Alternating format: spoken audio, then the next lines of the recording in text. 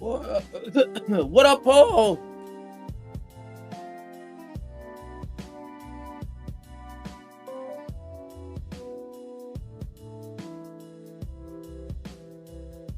Hey, man. Yeah, I said, hey, man. What up, Paul? You good, brother?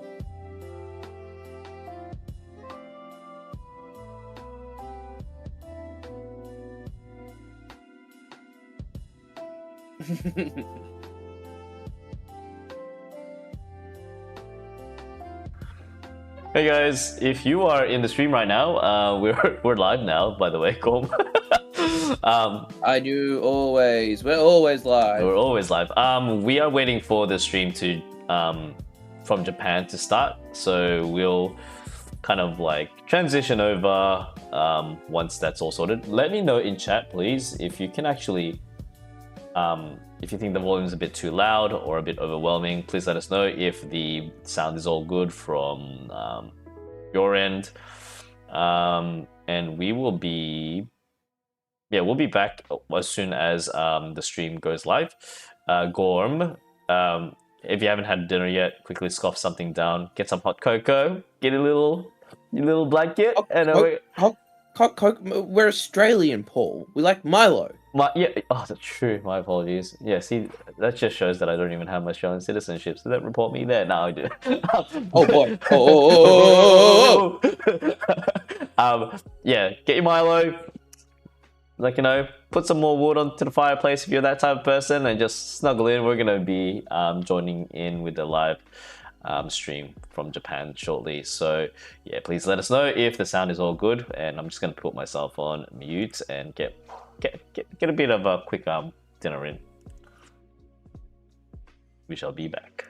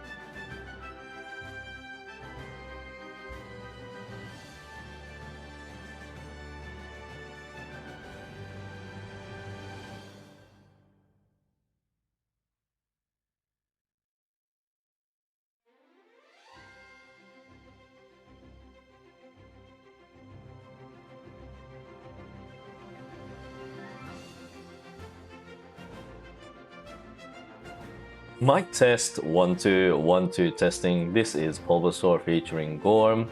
We're just doing a quick mic check to see if the sound is all good. If it's not too overbearing and whatnot, so please let us know in chat.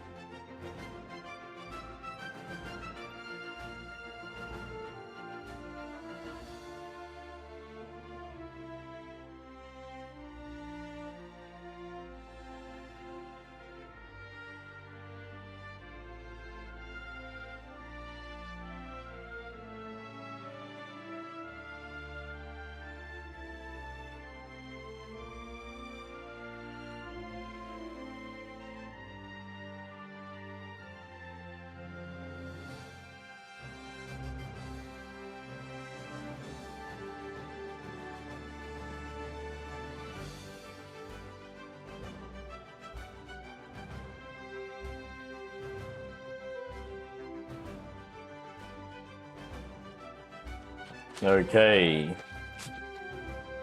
Mic check. Gorm, are you there? I'm always here, Paul. Hey there, Gorm. How are you today? I'm very well, sir. How are you? I am. I can be better. I am. I'm very excited.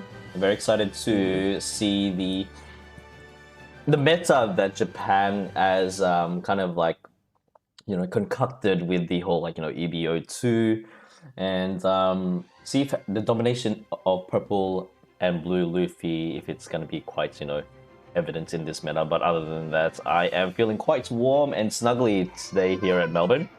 Apologies if you can see, if you can hear my son in the background. He is actually enjoying watching Despicable Me #1.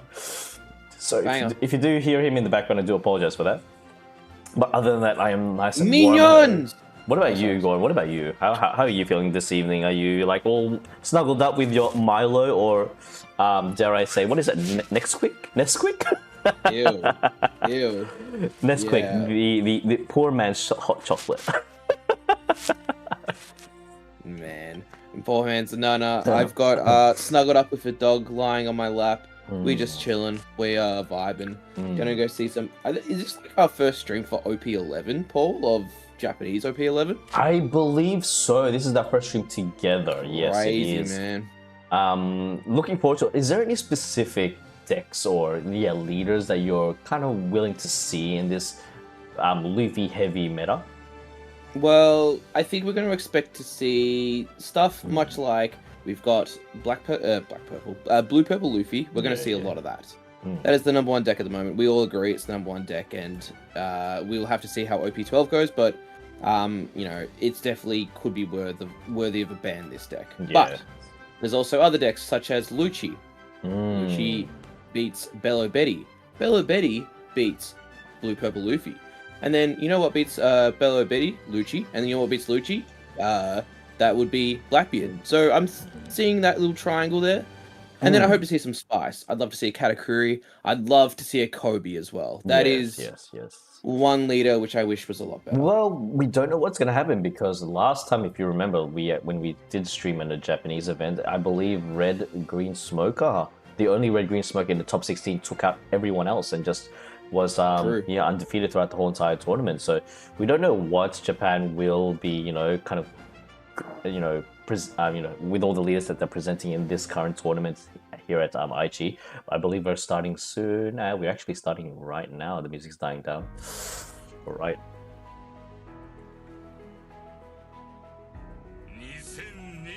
$2025. Paul, I will do the voiceover. No worries. Yeah. I speak fluent Japanese, as you know. There's One Piece is peak One Piece in 2025. Do you actually know a bit of Japanese, Gordon?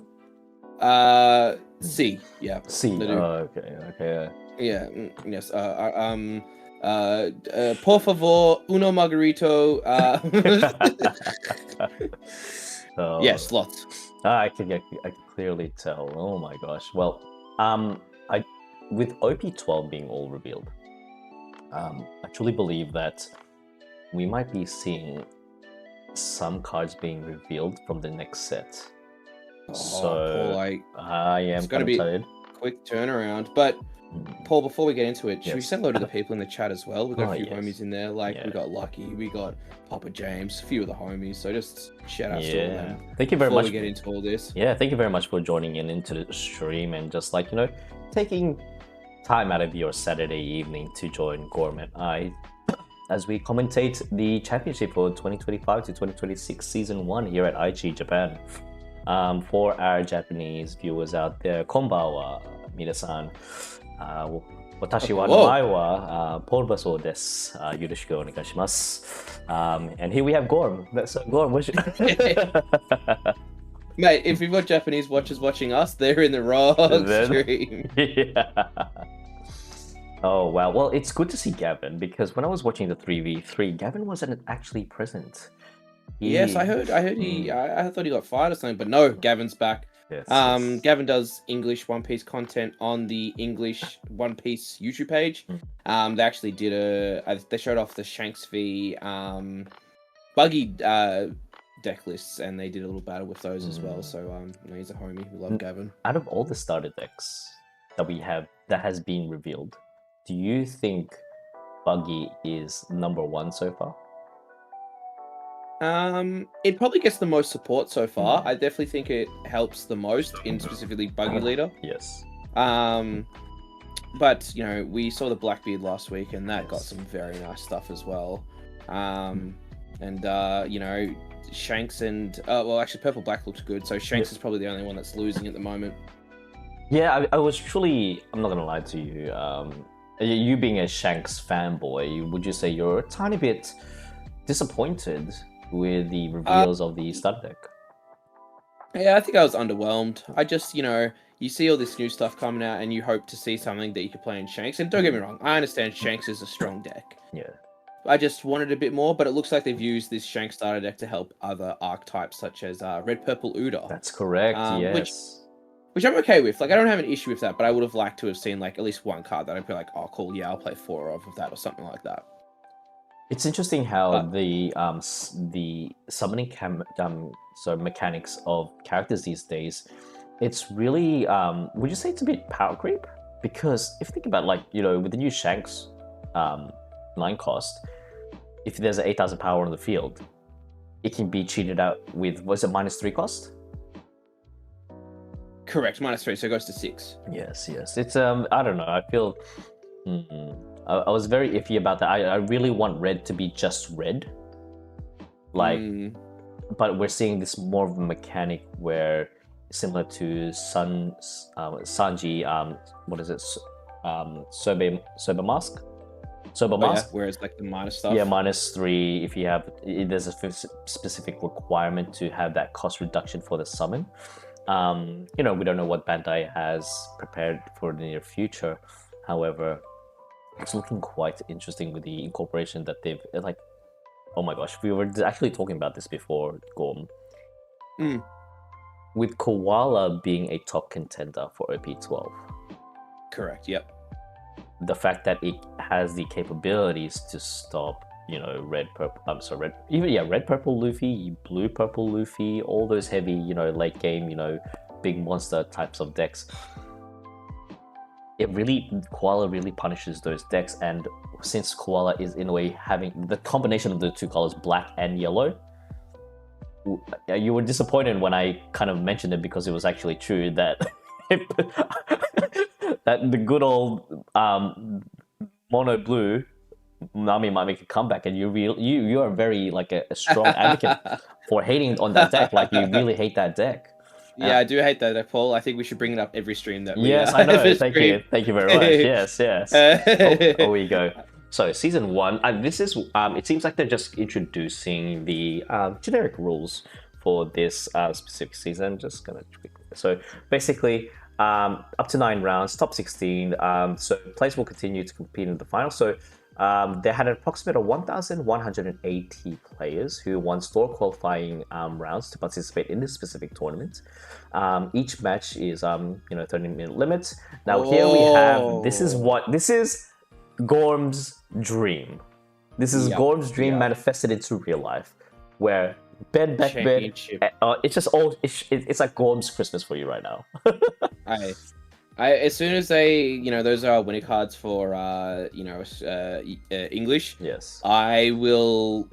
No more memes. No more Mr. Nice Guy. Just dubs. Nothing but dubs. Nothing but dubs. Like, because I you don't join online tournaments. You only join offline tournaments, if I'm correct. Correct. It's just easier. That's here we go. So we got the deck list. 4 Bello Betties. We have 3 red-green Luffys. We have 3 purple Luffys. We have 2 blue-purple Luffys. We have 1 red Zoro. We have 1 red-green Smoker.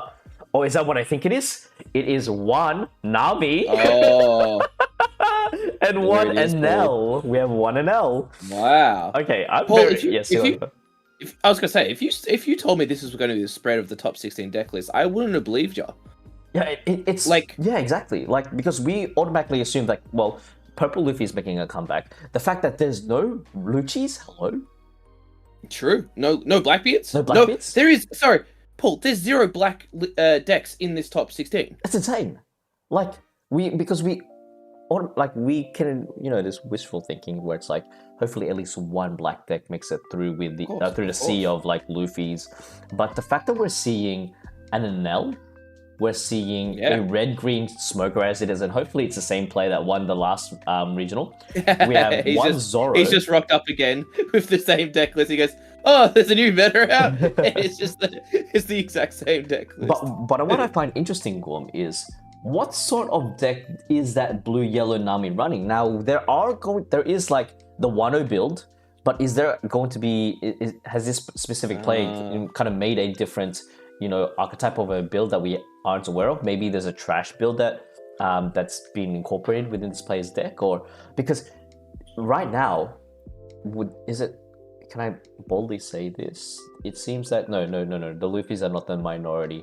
It's the others that are the minority, because we have 2 rush decks, 5 rush decks. I think what we're looking at here is with these deck lists. I actually think this is the meta reacting to all these fast lists being played, because I think if we talk about deck lists here, I know you said there's like 5 rush decks. I would argue there's maybe about 8 of these deck lists are like low to the ground, kind of go wide deck lists, being Bello Betty, green purple Luffy, and red Zoro, and that's where kind of Smoker likes to be playing those sort of deck lists. So that's interesting. And then we've kind of seen this new purple Luffy tech, still very similar to what it does, but then it has new stuff like the 8-cost Katakuri.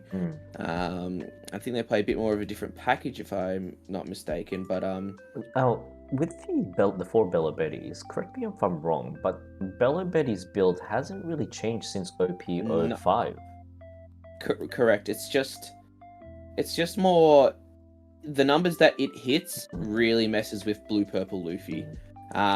It just struggles to deal with at least 3 swings of like 8,000. That number is the number you want to be swinging, because it's like you're swinging 7 into a 5k leader, swinging 8 into a 6k leader. It's the exact same concept there. Yes. Now, but I'm really looking forward. Like, in all honesty, a part of me really wants to see Bella Betty just demolish green, purple Luffy, or even all the Luffys on screen, because the amount of hype that's happening right now, especially with the market. Have you seen how much the Bon Clays are selling for nowadays, and everyone's just preparing for it? Yeah, they've gone. It's also a bit of supply and demand issue here. Bon Clay was an EBO1 card. As we know, EBO1 was not a mass printed set. Yes. And it has had 0 reprints, and those sort of stuff is just like, it's just tough. I think it's a bit of that, and the fact that like it's played in.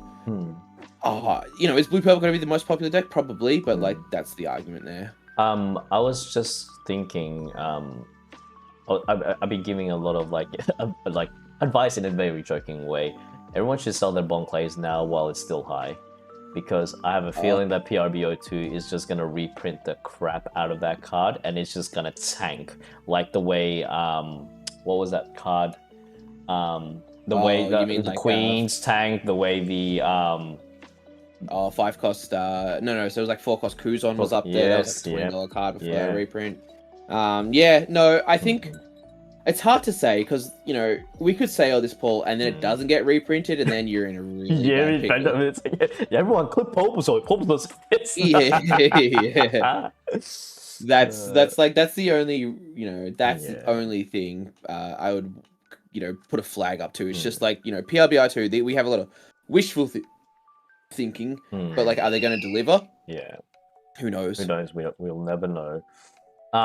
Looking forward to this Friday. Cool. I think it's like it's Christmas in July. No, it's not July. We're still in May.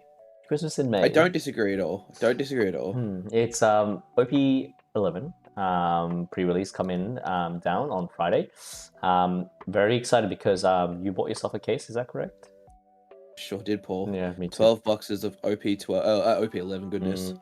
Can't wait to open my case, and hopefully, I just really want to hit my Nami leader, and I'm satisfied. Like, I would be very disappointed if I do a case opening and not get that Nami, because I'm prepared for that. I know you're not like, it's just blue-yellow. Oh my gosh, blue-yellow, such a beautiful combo. It seems that we're going to go to our first round now.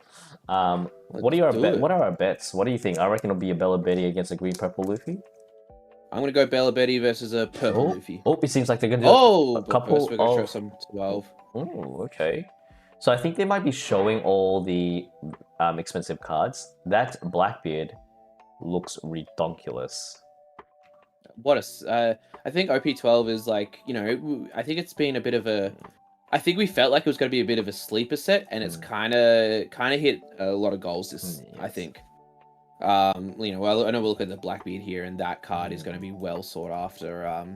We have James in the chat who we need to get him one of those cards. There it is. Jeez Louise.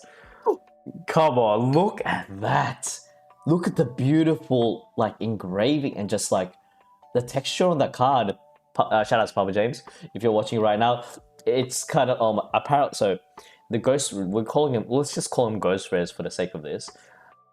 The Japanese Ghost Rare Luffy, the one in OP11, that is fetching for roughly around $3,000, $2,000 to $3,000 American, and it's apparently far more rarer than the manga.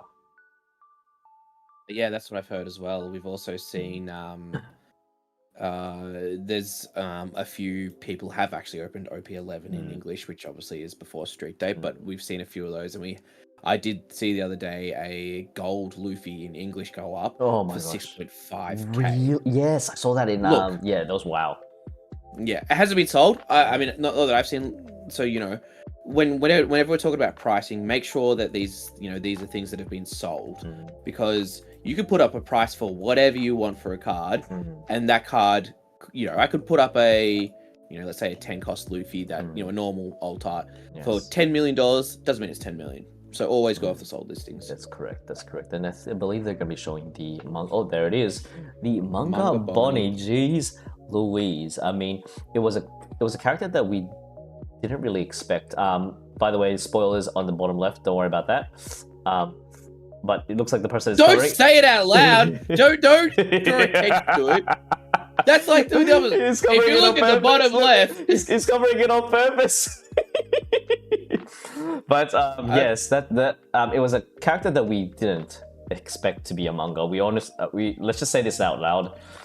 Sanji was robbed. Sanji was robbed. Shout out to Jana. Unfortunately, you didn't get it. Well, it saves you money, but yes, it's. I think we're just like kind of surprised, but maybe it's that keeps our appetite in the game as well for One Piece. But the fact that a lot. So firstly, we can talk about leaders. Not all the Straw Hats have a leader, and not all the Straw Hats have a manga. And we were like, where's our Sanji manga? But Bonnie's a popular character. This OP12 looks great. I think I'm not as excited as I am for 11, but it's still a very good set. Yes. Shout out to the people that just joined in to our stream. Thank you very much for your support. Hey Glenn, Kelly, Jana, I'm so sorry I lied to you. That was my bad. I will. Oh, hello. Have we seen these before? Have we seen? Yep. Okay, just making sure. Okay. Yeah. I had to look at so this is one of the new premium collections. What are they called? Like binder books or whatever. Yeah. A few cards to point out. That is the 1 cost Luffy. That's the Searcher for Blackbeard. That's a great card. You've got the 3 cost Derishi, showing up a lot in Vegapunk and all that. That's Building Snake for any Shanks and Joys out there. Is that Mononosuke, the Searcher? I don't believe it is the 1 cost Searcher because it's got a no, I don't think so. It's something else. I'm not 100% sure. But we have the Calgara, which has been played in Calgara lists. We also have that's Gum Lightning. That looks great as well. Jeez. That's Perfume Femur as well. So for all your is that Perfume? Okay. Oh my gosh, I need to get that. That's so. Absolutely beautiful. It's the fact that they're showing so much of the new. Oh, they're showing more cards, I believe. They're doing it all one by one. That Derishi, that's great. That is great. I'd love to see a Soul. I'd love to see a Soul Leader. That'd be great as well. That looks awesome. Oh my gosh, man! Absolutely beautiful. Look at the texturing in that. They Bandai has really stepped up their game. I think it's always been the case, but I think alt arts in One Piece, they've hit the ground running with how good they are, and I don't think they've really stopped either. Do you are you gonna get any of those cards, like play sets of those cards, and put into your Shanks? I believe the only one that's applicable is the Building Snake. Building Snake has gained a tiny bit of popularity recently, especially with playing Shanks is playing more of a control build rather than rush build in this meta, just to get rid of those Sanji puddings and just KOing and trashing as much and controlling the board as much as you can. Correct. Is that the Calgara? Ah, yes, the Calgara. The Calgara, the from OPO 8. Yep. Known to be played in. You have to play it in Calgara as well, and it looks like Calgara actually got a bit of support in 12 as well. So. Oh, good thing to get. We got new sleeves. Oh, they look nice. These sleeves are nice. Nico Robin, shout out to Tom if you're watching. Definitely gonna get those sleeves. Frankie, Jinbei, and Goldie Roger. Keller in chat's a big Jinbei fan, so shout outs as well. We got so much. I'm a big fan of that Roger. That's sick. But they all look good. Who are we kidding? Man, they are smashing through all of this. Well, it seems that they've changed it up. The quality of the the actual material of the sleeves. It's not shiny. It's very matte now. No, don't say that, Paul. Yes, it does. Look. No, it's matte. We can't tell that from here. Yes, you can. It's usually glossy, isn't it? No. Yes, it's matte. It's matte now. Okay. I'll be a believer as soon as I see the translation, but who knows?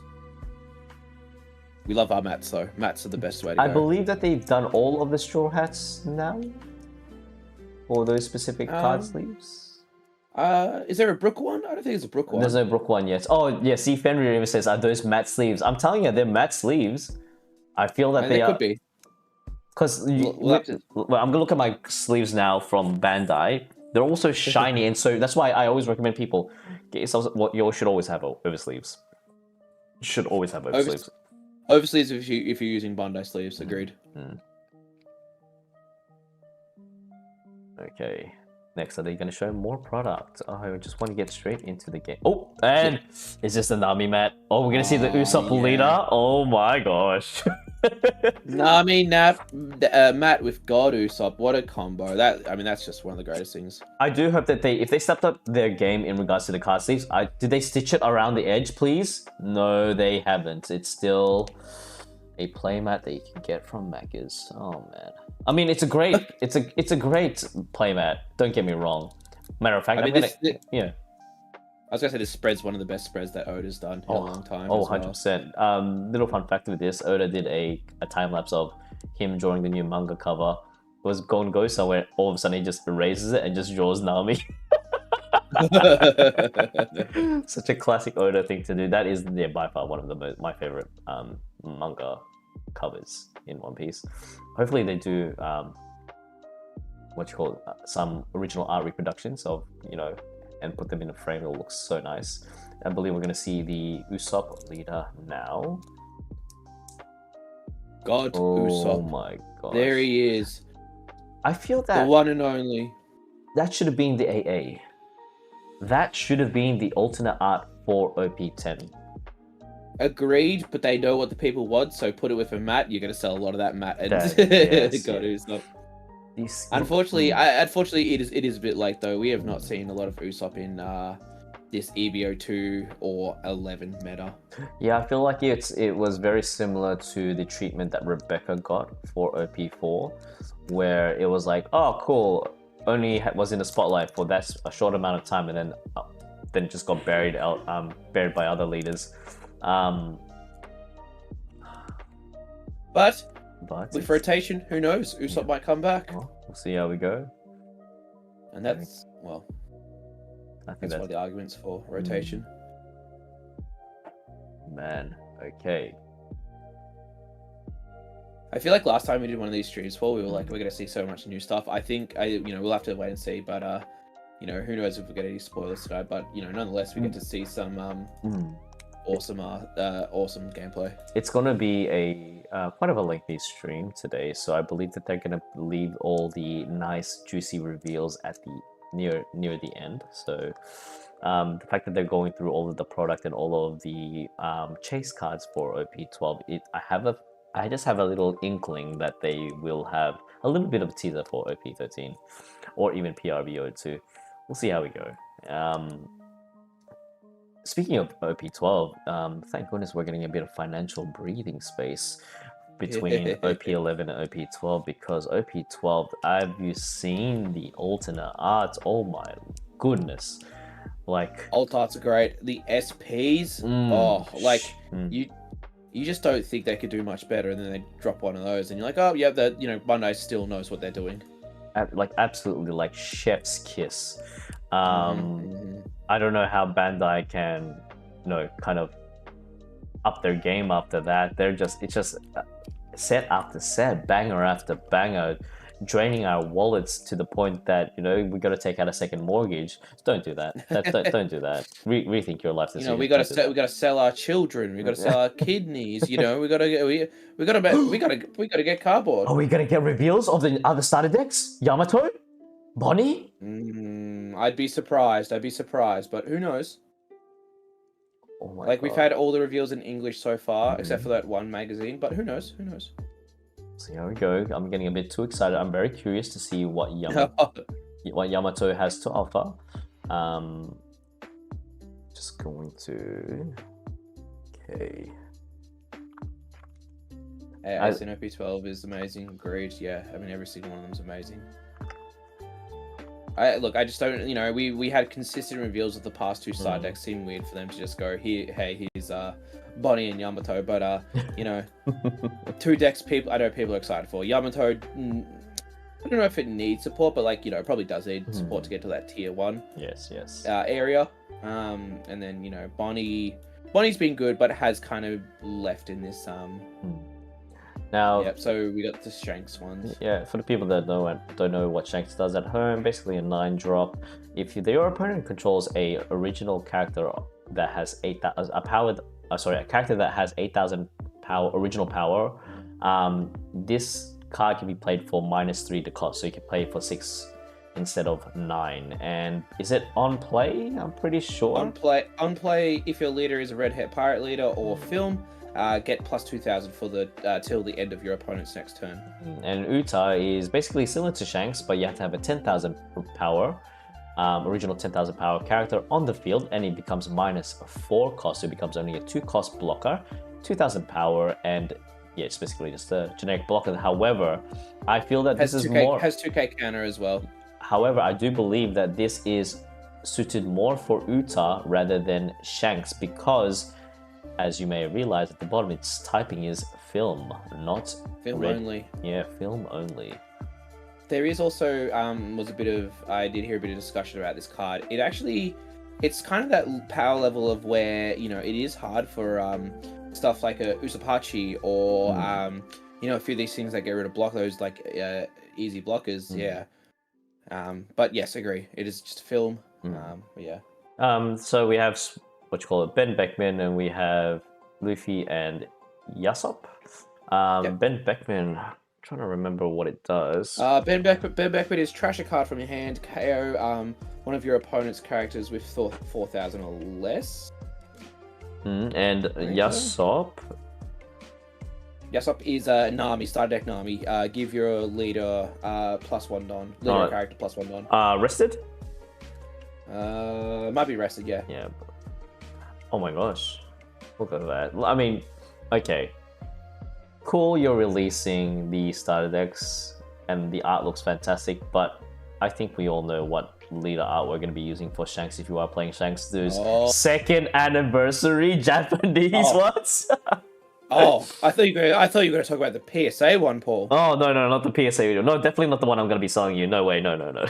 Oh! You better be selling me that, Paul. Oh, man. I think I promised Papa James that. No. he's the most biggest Shanks advocate that I know, so...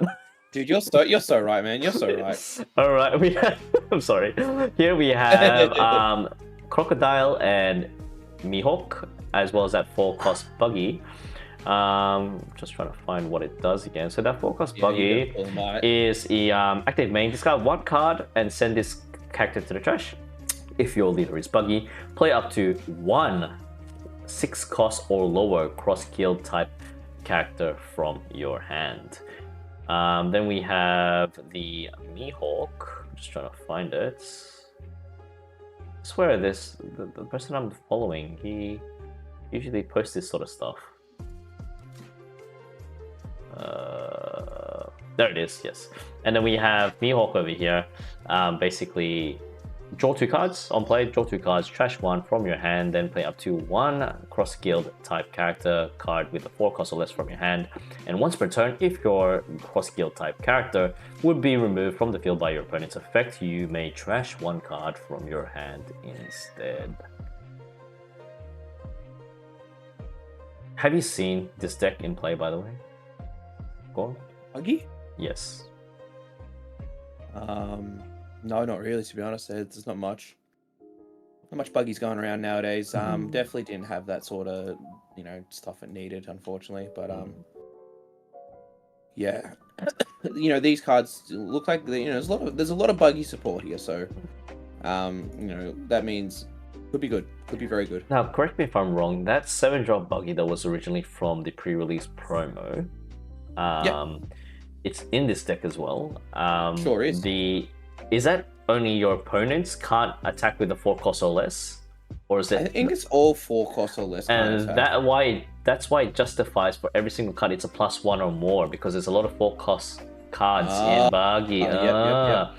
So Vita is if you have 2 or more characters with a base cost of 5 or more, this character gains +1. So it basically bypasses that rule of the 7-drop Buggy. The Kabaji is if you have 2 or more characters with a base cost of 5 or more, this character gains blocker and +1 costs. On your opponent's turn, this character gains plus 5,000 power, so it's technically a 6,000 power blocker. So yes, that's why we've been seeing recently that there's a lot of +1s for depending on if the condition is met.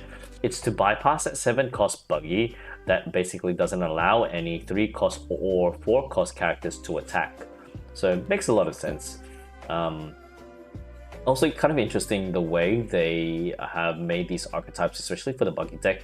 Usually you would see an increase in cost for specific character cards only in black. However, it seems like they're kind of slowly migrating to blue as well.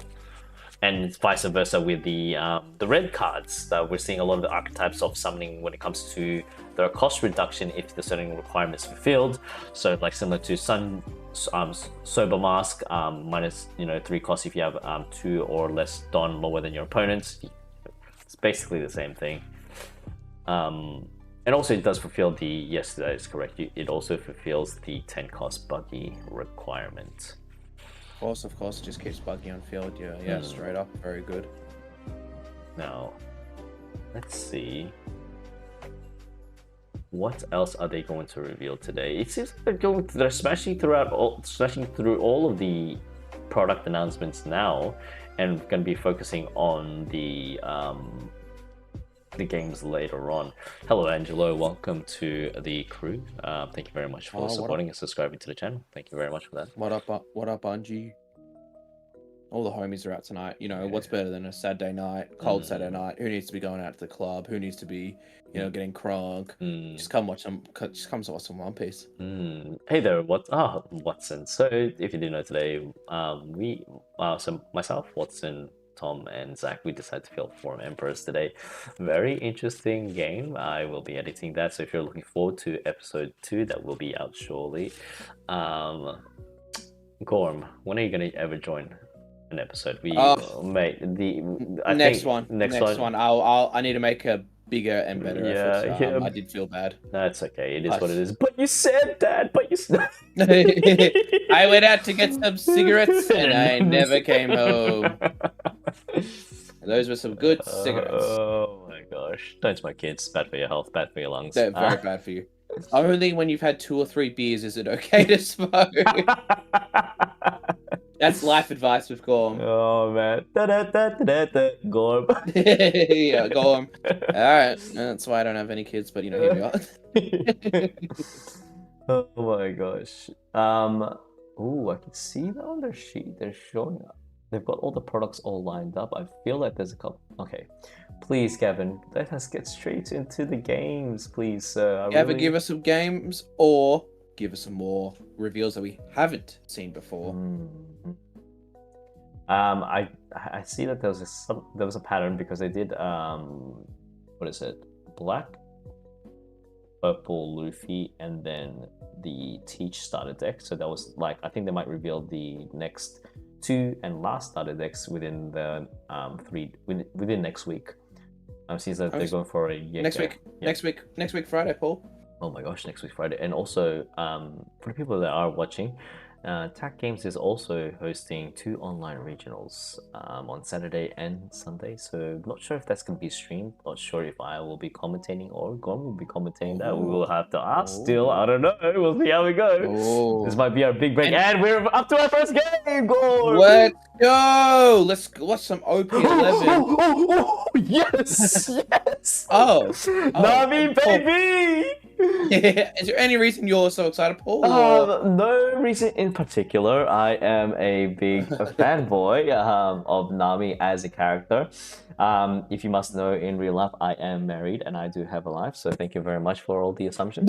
I don't know why you felt the need to say that, Paul. Any reason why? I don't know. My wife it seems that assumes that I have a really strange addiction to just Nami. I'm like, no, I don't know what you're talking about.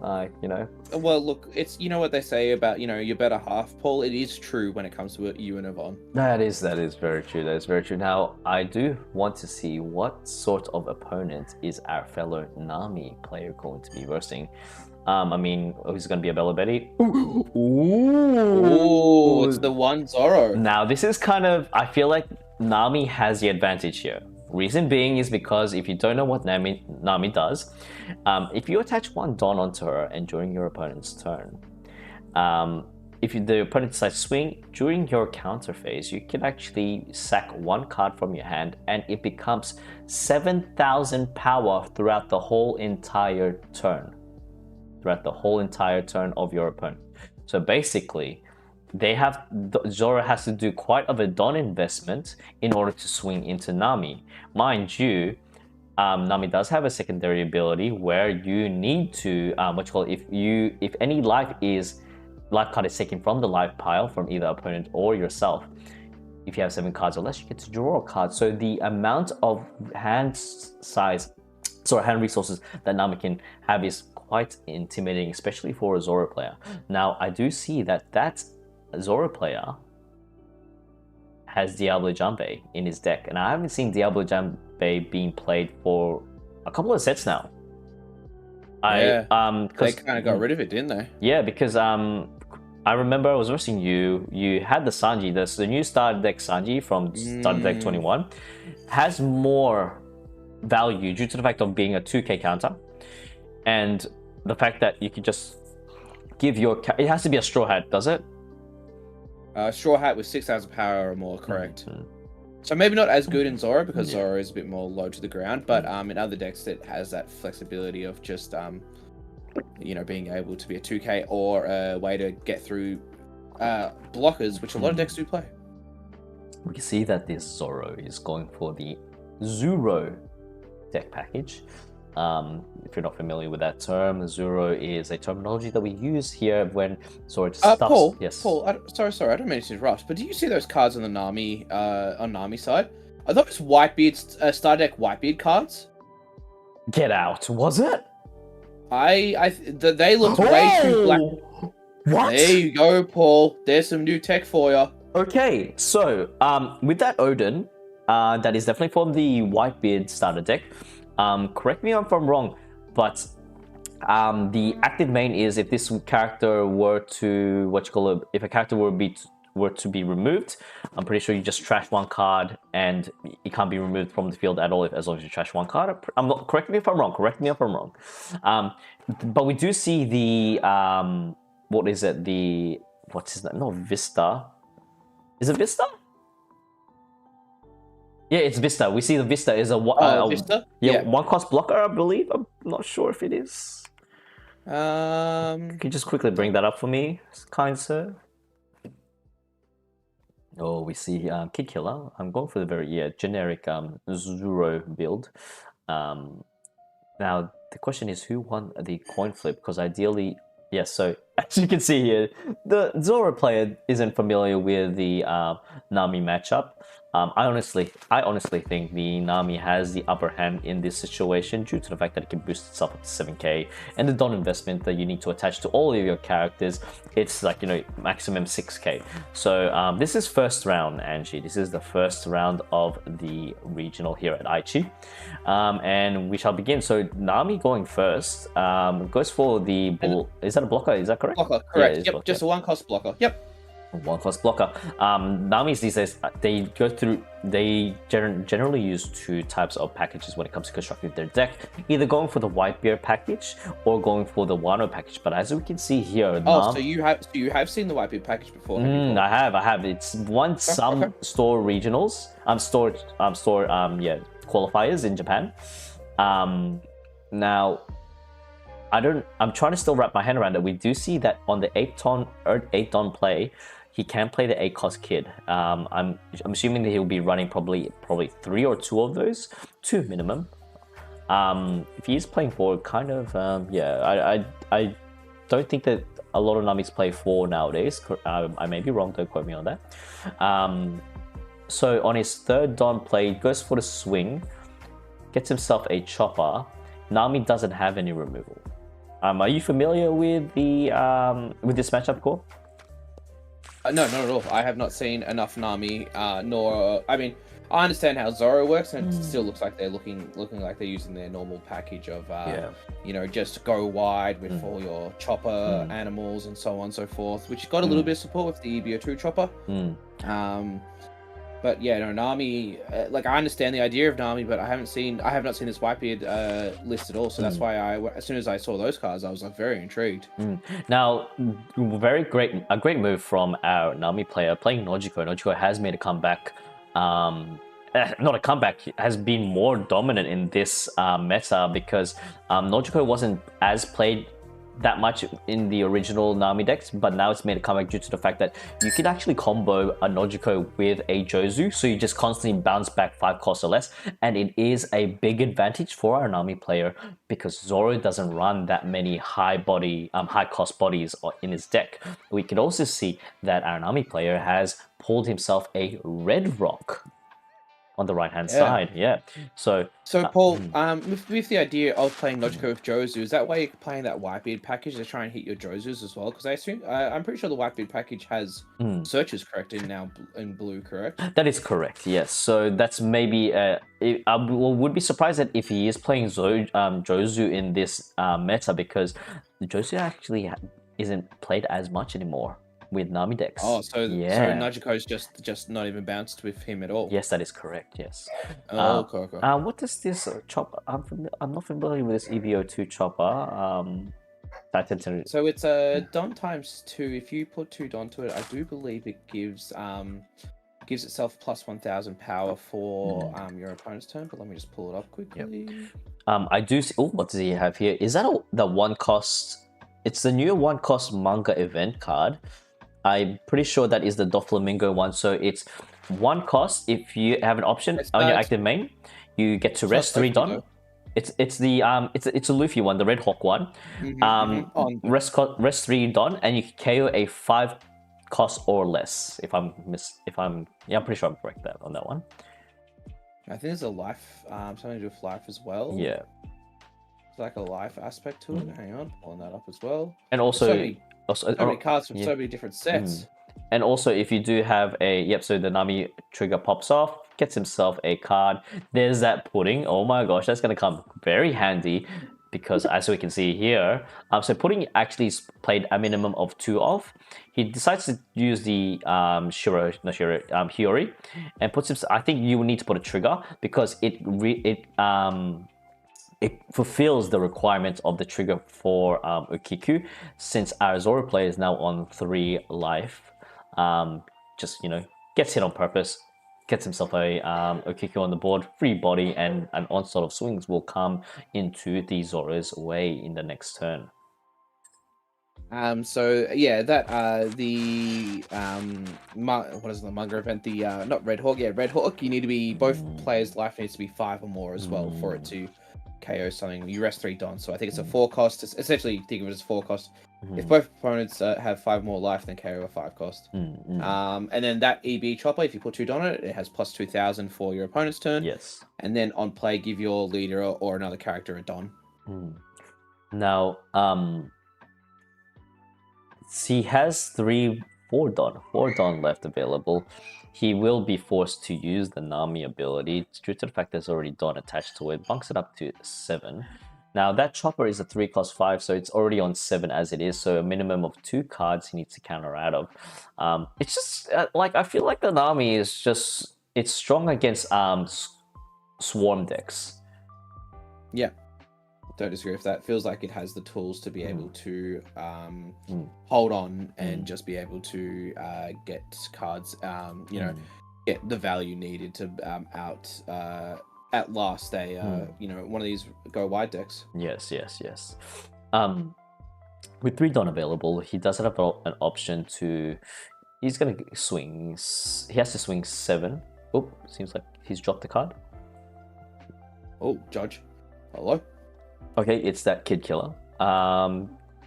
He will leave 1 Don open. I do believe that he does have a counter. Does he have a counter? Shut up and come with us? No, he doesn't. Shut up and come with us doesn't have any counter, so...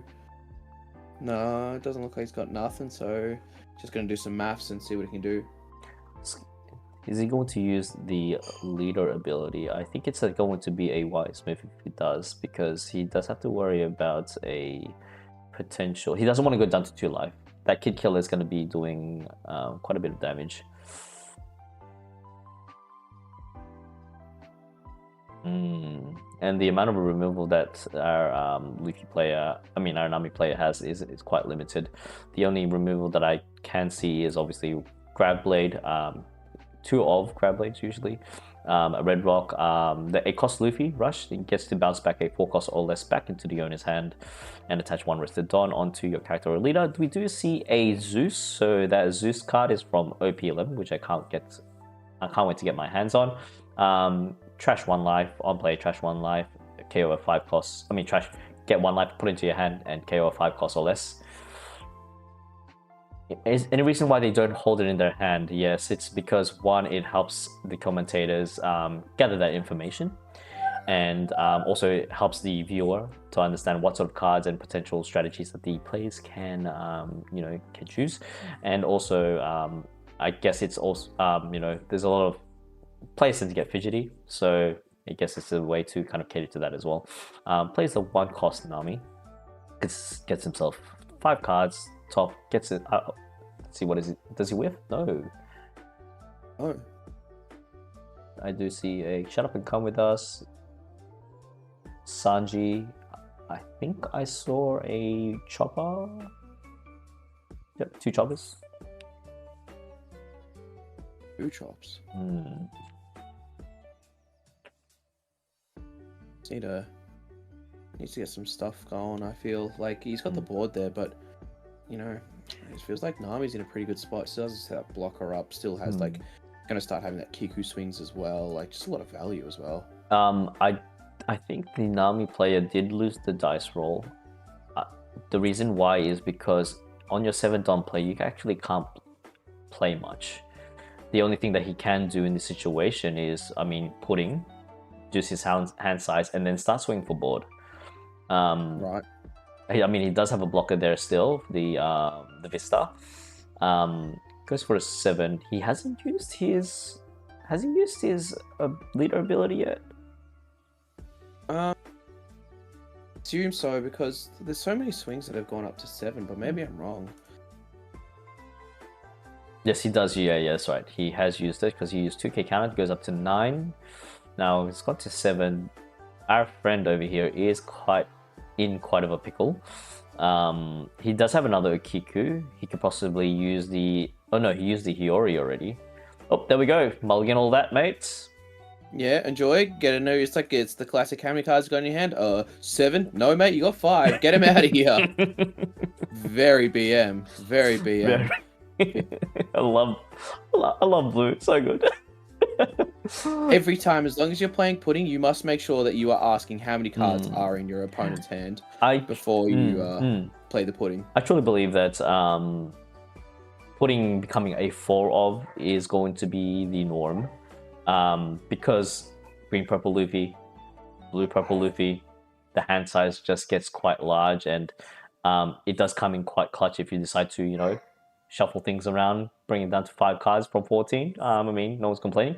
Now, this is interesting. He's got 2 3-cost Zoros. He's got himself... Is that EB02's Chopper a 2k or 1k? Just a 1k, Paul. Okay. So he do some swinging. Yep, good. 7 into... Is he going to lead, or he wouldn't do it to lead? That is a lot of bricks in hand, actually. Yeah. And he didn't keep the Don up forward, just Shut Up and Come With Us. Not that you really need to be playing it there. Oh, takes a lot. He's... Oh, another pudding. Viking Bear, that's a 2k, so that's good. Goes for the 8. Ooh, he's thinking now. It's not... That pudding... That pudding is very... It was a wise move. Very wise move. It's down to only 1 2k counter left. Technically, if he gets lucky on his triggers, maybe he might get an extra body from the Nami's perspective. But the thing is, will he have enough to survive 1, 2, 3, 4, 5 swings. Swings. That is a lot of swings. You know, he's not like he has many cards at head, to be honest. But like, you know, these cards are going to be pretty easy to KO as well. Now, I personally think that he will, let's see. I think he will need to put in next game again. Next turn. Yep. He attaches one Don. He has to attach. I don't know. Should he putting actually? He does have the 3-cost blocker there. He swings 5,000 into what? Does he even swing? Leader? Oh yes, 5,000 into leader. Oh, now swings 7,000. Is he going to get rid? Oh my gosh, that kid kill is kind of dangerous. Yeah, but not very dangerous when you're seeing it in the top 5 of Chopper. Kind of pointless, but so he grabs the Chopper. Does he get rid of the Nami? No, he just gets rid of the rested Chopper that's already swung. Maybe that was the play always. Yeah. And gives the 1k. So pudding not needed. Does have a 2k counter. It doesn't have one Don up just for he needs to play a 2k counter. I believe he needs to put up the 2k counter because that kid killer is going to be a menace. Grabbing a lot of block of choppers. I feel like he's almost hit them all off his other choppers. There definitely be questions as well as like does this Nami look for the line of just playing out a kid to then get a make the opponent trash their life, and then 2 swings could get there. No trigger, unfortunately. Definitely cool. Oh, it's that blocker Nami, the one that from OP11. Basically, if your your card is multicolor, you got a gun. What is it? Oh no, I was just gonna say, don't forget that the Nami also has a blocker on field. So yes, that's right. The Vista. I totally forgot about that. They are taking hits, like while having a block up as well, so they know what they are doing.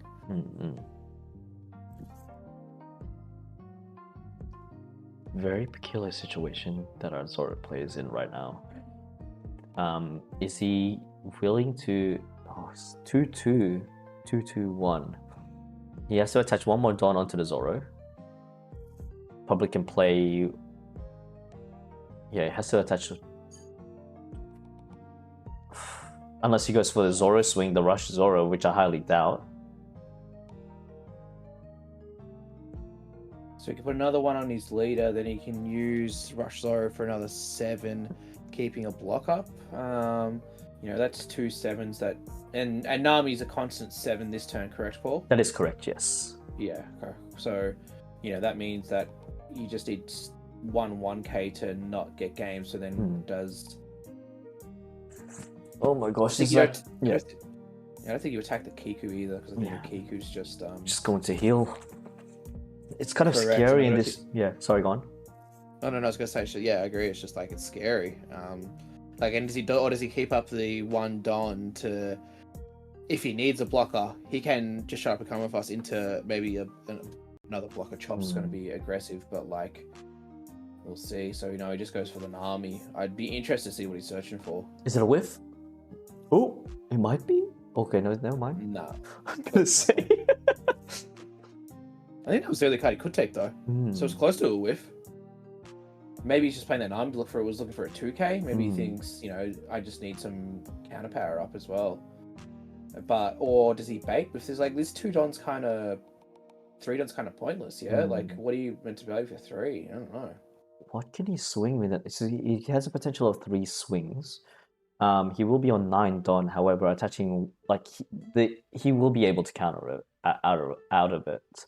With the 3 swings, because he does have a 2k and a 1k. Oh, actually, I don't know. We'll see how we go. 2k and a 1k, so 3k all up. And the event if he keeps the Don up. But does it have to be a total of 5? No, that's only for the KO, right? Correct, yeah. Yeah, true. One done for the. I just think the Zoro plays just debating if he plays the Zoro, but I don't know what it achieves. Unless he thinks he needs to put another body on board to win.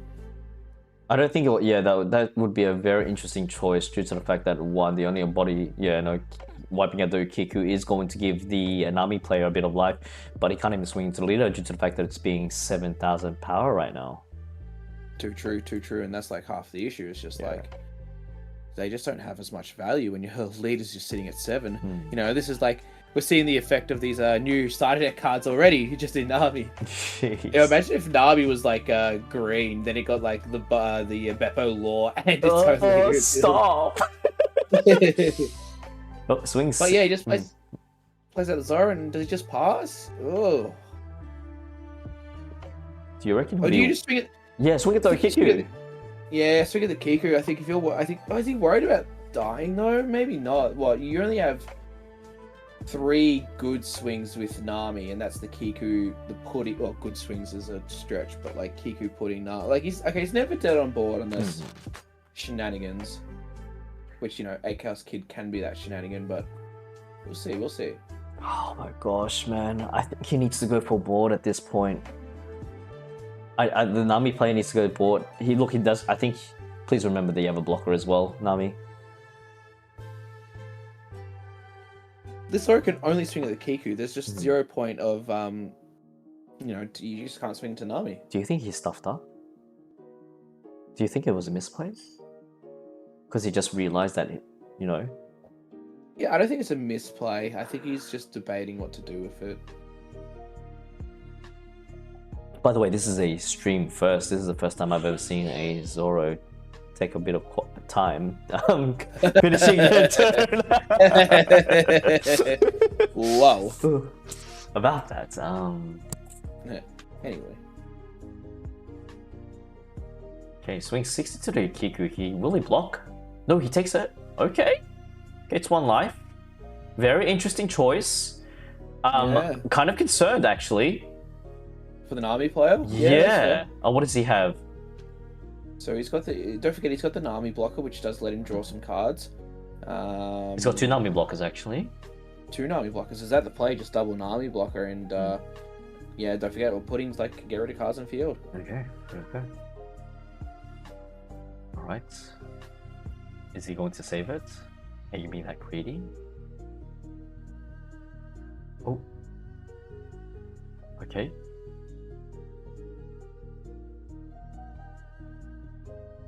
Oh my gosh, I don't know what you can do in this situation. Just play 5. Play 5 for the Nami. Yep, he gets a counter. I think he needed to save that Ukiku, honestly.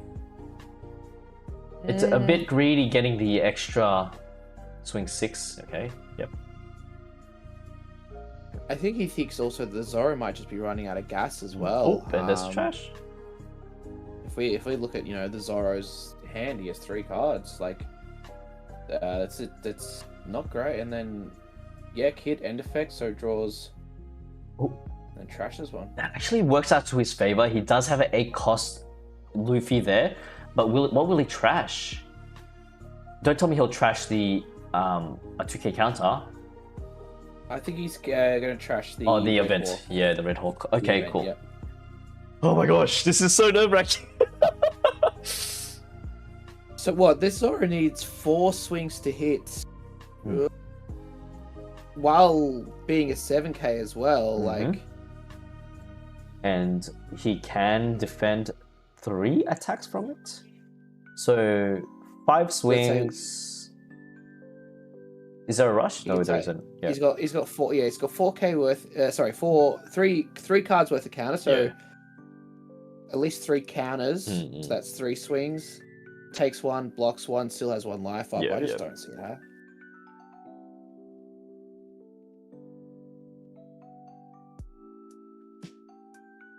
Here we go. And, we look at where the Zoro's at right now. I don't think the Zoro's in a good spot.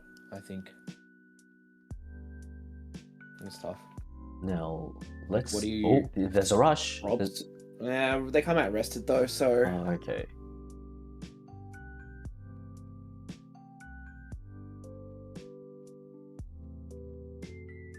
swinging 7 into lead. He takes it and he triggers. No trigger.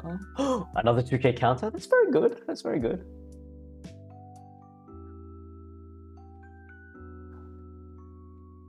And Like we he's just baiting as well. I think it's just this feels like the bait where it's just like, yeah, I'll take some hits, don't stress. and also the fact that he does have a block still. So I do hope that there's. I don't think that he can do anything with like it. There's no Diablo jumping, thank goodness. True. That is a card that we do know that Zoro's plays, but I just don't think it just feels like it's not gonna matter. Yeah. Like what he's swinging 7 lead again. Trash is Here you go, one. mate. He's a 1k.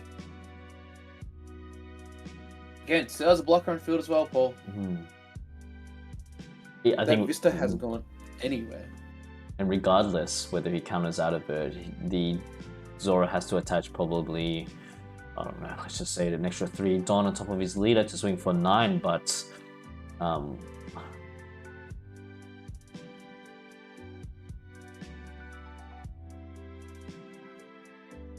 You just feel like this Zoro's just praying. Really, I just don't. It's just a point where like, what is he meant to do to even like?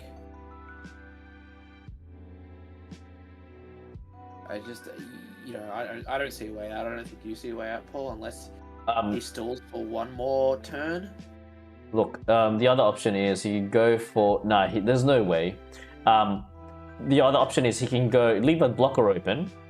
That's going to become irrelevant anyway because he did trash the Luffy. But he can attach 7/7, swing 7/7 into lead. Regardless whether it's 7/7, he does have a blocker on field either way, and he's got 2k counters. We don't even know what the last life is. We don't even know whether it be a trigger. I do know that Nami players tend to play the 0-cost yellow event from EBO 1, which is you're the one that she'll disappear. So maybe they can play that. Oh no, Paul! I don't want to hear that. Yeah, they do. They play 2-of. They play 2-of nowadays. God. So definitely going to be seeing that in my deck. We're going to see another 8k swing, I believe. Yes, it is an 8k swing. That's not going to be a problem for the Nami player because he has 2k counters in hand with his 2 Zeus cards. Yeah, it's just no worries. Actually, he's going for the kid instead? Yeah, going to the kid because the kid will be minus 3,000 as well. So from that chopper ability, Chopper says put 2 Dawn on this, minus 3,000 to one of the characters.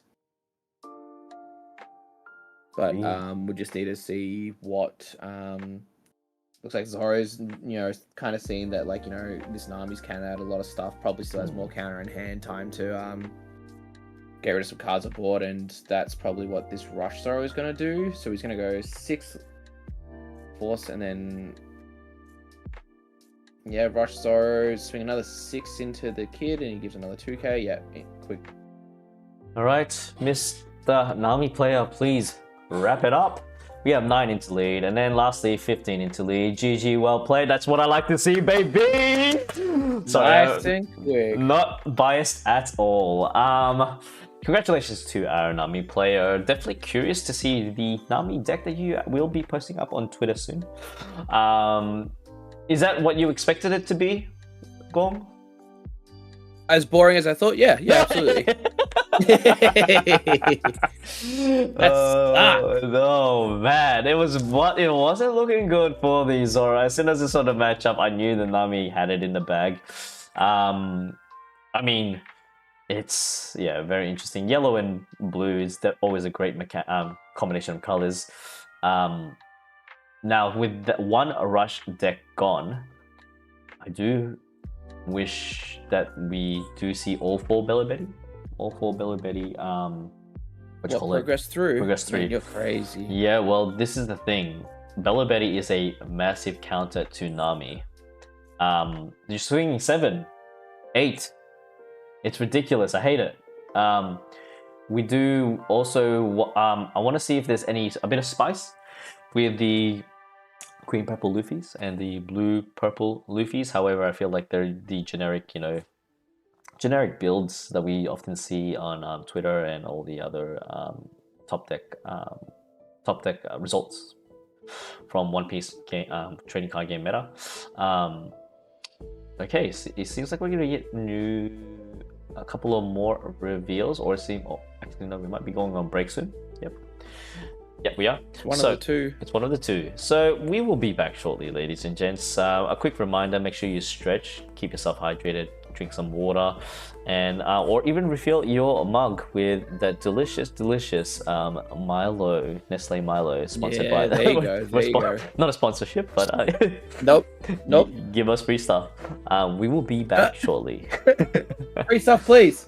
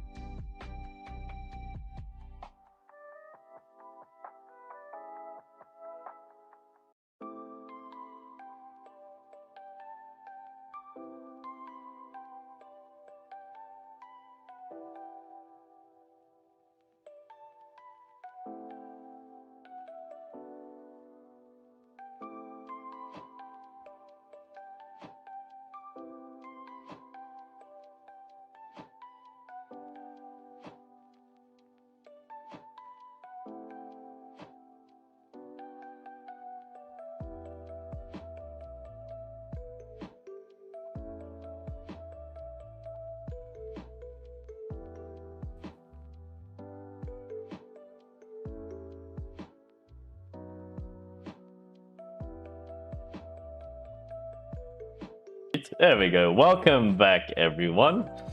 Now we're gonna see which top 8 we have for this meta. Gorm, are you there, my friend? What is that 3? What is that? What does the 3 mean? Bello Betty, Is let's that- go! Please no! Oh, who do we Is have? it 3 green purples? Is it? I don't know. Paul, read it. I am reading it as much as. Okay, we have 3 Bello Betty, 1 Whoa. green purple Luffy, 1 blue purple Luffy, 1 Nami, 1 Enel, and the last one is 1 blue purple Luffy. So all the Luffy's made it. Oh, No, it's one purple Luffy, 1 purple Luffy, mono purple. I was about to say 2 blue purple Luffys. Sorry. Separated, that's crazy. Yeah. So the Bello Betties, interesting. they made it like I called it. Now, oh my gosh, what is that? What is happening right now? All of the Luffys went down to 1 because most of them had 3 representatives for each of the Luffy, except for the mono purple Luffy, which is they only had 2, if I can recall correctly. Now, the top 8.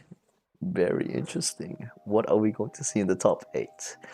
I believe that we might see a Bello Betty match, but depending on who it is. Here we go. Now I do hope everyone is back. We have green purple Luffy. Purple Luffy. EBO2 superhero. I'll just be right back, guys. My son is crying in the background. As we can hear, Roxas is very upset to find out the revelation that we are watching a green-purple match, but that's okay. Nothing wrong with a bit of green-purple, but, you know, I think it's got to be more exciting to see what the other deck is. If we had to take a guess, probably a Bello Betty, but who knows? Yep. Old Gorb's done it again. Called the deck right off the bat. Yep. 10 points for me. Look. Well, you know, should we just say what the best thing about seeing Bello Betty is? We have fast games. These games go fast. No, rocks! Bello Betty's good! We like Bello Betty rocks! It's my son's bedtime right now, so that's why he's a bit upset. Oh, dude, I get up. Actually, I wonder what age it gets to a point where, like, you get upset about being going to bed, and then you're like, no, I love going to bed.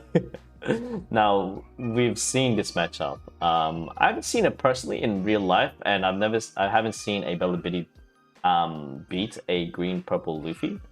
However, this might be the first. Now with Bello Betty, like we said before, most of the support comes from OP05. We do see a great hand from our Bello Betty. We see the 4-cost Karasu, which is quite a menace to have on the board.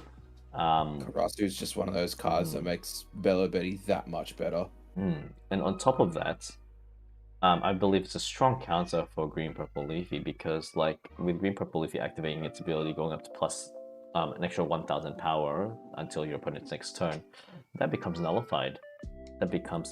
Ooh, we have not a good hand. I don't think that's a good hand for. That is a terrible hand. Yeah. He needs to be hitting something off the stage draw. Paul, you know what you need when you're versing an aggressive deck, and that's counter. How much counter did you see in that hand? Well, none. Could you counter for me? Hang on. Hang on. Let me count as well, Paul. Yeah, that's none. Well, look, on the plus side, that was a mulligan, by the way. On the plus side, Electrical Luna's there. Yeah, but that is a card that can slow down Bello, of course. But yeah, you just want to see some counter on top of that. Who knows? We might see a turn to Gum Gum Giant just to stay alive. And look, no searches for Bello, but there are players in here. A few of these cards you probably don't want to see, but the Karasu's good, Limburg's decent. You know, the Kuma can KO stuff. Not that the Luffy's got to be playing anything, but yeah. Do Luffy's tend to play Bon Clay, by the way? Not green purple. Not green purple. And I'm pretty sure they don't play any blockers at all. So this is a really bad matchup for our green purple Luffy. They played lots of blockers. They've got at least 8 in there. What, green purple Luffy? Yeah, they've got the 6-cost Sanji. Oh, that's true. Yes, yes, And- Sanji. Yes, And yes. more than likely, I'd assume maybe there's just the Tony Chopper build, which is the 2-cost Yep. 2-cost blocker. Those are a few pieces I think that we should expect to see, but could be wrong. I will be right back. I have to answer the door real quickly. Just 1 second. No. We've got Paul's child and Paul's long lost child coming in as well. It's just Dad, you never came back. But so it looks like Bello just plays out a Kuma. That's just to get bodies on board. We see that the green purple drew a Frankie and does see the Zoro Juro, but I think he has 1k worth of counter in hand. That's great. And Bello loves taking lives. Ivankov's a good card. I believe this is the one that if it is 6,000 power, you can get. You can play an extra one. I don't think it's the search one because there's the search one. Oh, there's okay. One of those ones is the search one. One of the ones is a play out of cards from hand. Both great to see. I'm just trying to think what I would expect from the Bello. Do you drop down the Karasu? Because we know the one thing about green purple Luffy is that they actually don't have removal. But maybe yeah, that Ivankov makes more sense. And I believe this is the Ivankov that lets you play out something from hand. Yes, you must have a 7,000 power or more on the field, and then you're able to play a revolutionary army with 5,000 power from your hand. Excellent, thank you, Paul. As you can see in the green purple Luffy's hand, Paul still 0 counter. Still 0 counter. Well, maybe he might get a counter from. Never mind. He does not get a counter from. Oh God. Jesus. What are you meant to do here? What are you supposed to do with that? Like, I mean, this is the first, like, is it rare for green purple Luffy to actually, to actually brick?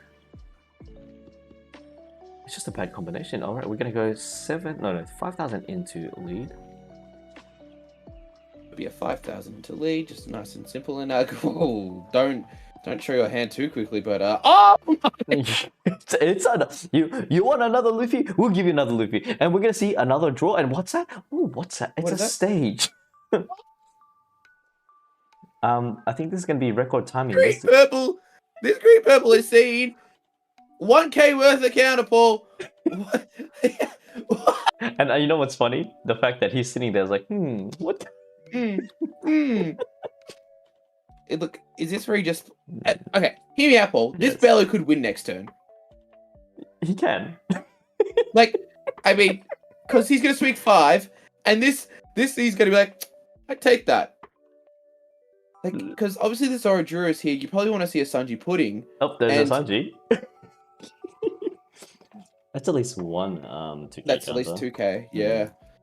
He has to take it. He just needs counter back. Because I was going to say, does he look for like a, you know what, Paul? What he probably does is maybe even use his leader ability now because he needs to survive, and you know it's a lot easier surviving being on 6 rather than 5. But yes. dear Lord, man, I have never seen a hand so bricked up. This man's the bloody third little pig when the big bad wolf came around. He goes, little pig, let me in. Not by the hair of your chin, because my house is made of bricks, brother.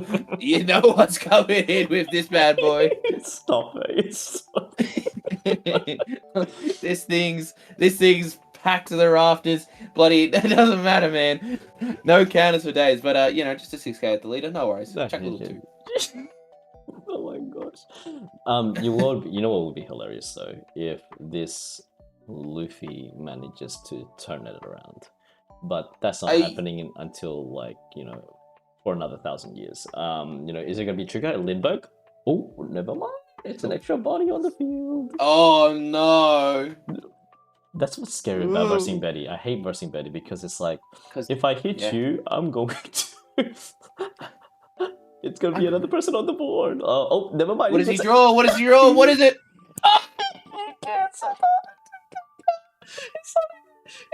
What is that? What is it? Is that the dolphin? Is that a Doflamingo? No, what is that? It's.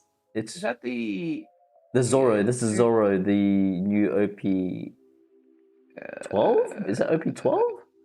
No, Paul. If we were watching sorry, OP 12, OP 11. Sorry. Oh, Paul! Swinging 4 into what? What is that? And I'm searching. No, all the green stuff was Fishman stuff. The stuff from. Alright, chat, we're cooked here. What is that card? Yeah, guys, quickly check it out for us, please. Is that the Asura Ninetail? You know the one that Mo plays with Yamato that gives like your leader plus 3k or something? Plus like 3k? Yeah. Like on the swing? Do you reckon he just forfeits at this point? No. Japanese players are not known to forfeit. They keep going. But I would, yeah. Look at his hand. He's only got like he can get a Gungam Giant, probably survive another 2 swings. He should have left that. He does have the how many cards in hand, brother? You know what's now the ideal move for Betty here is to play the Karasu. Play the Karasu. Getting down to 4,000. Was it 4,000 or 6? He's on 5,000 right now. He's at 6.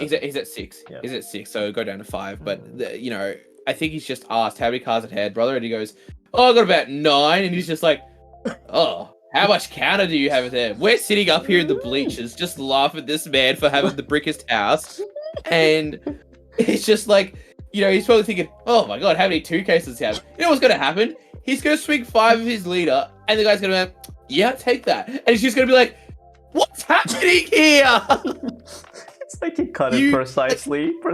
Oh, there's the Karasu. Rasu, enjoy, mate. Enjoy your 5k lead. No, this Bellavetti is bullying right now. And it's funny because the Bellavetti doesn't even know. He's like, "Oh crap, he's got so many cards in his hand. I don't know what to do."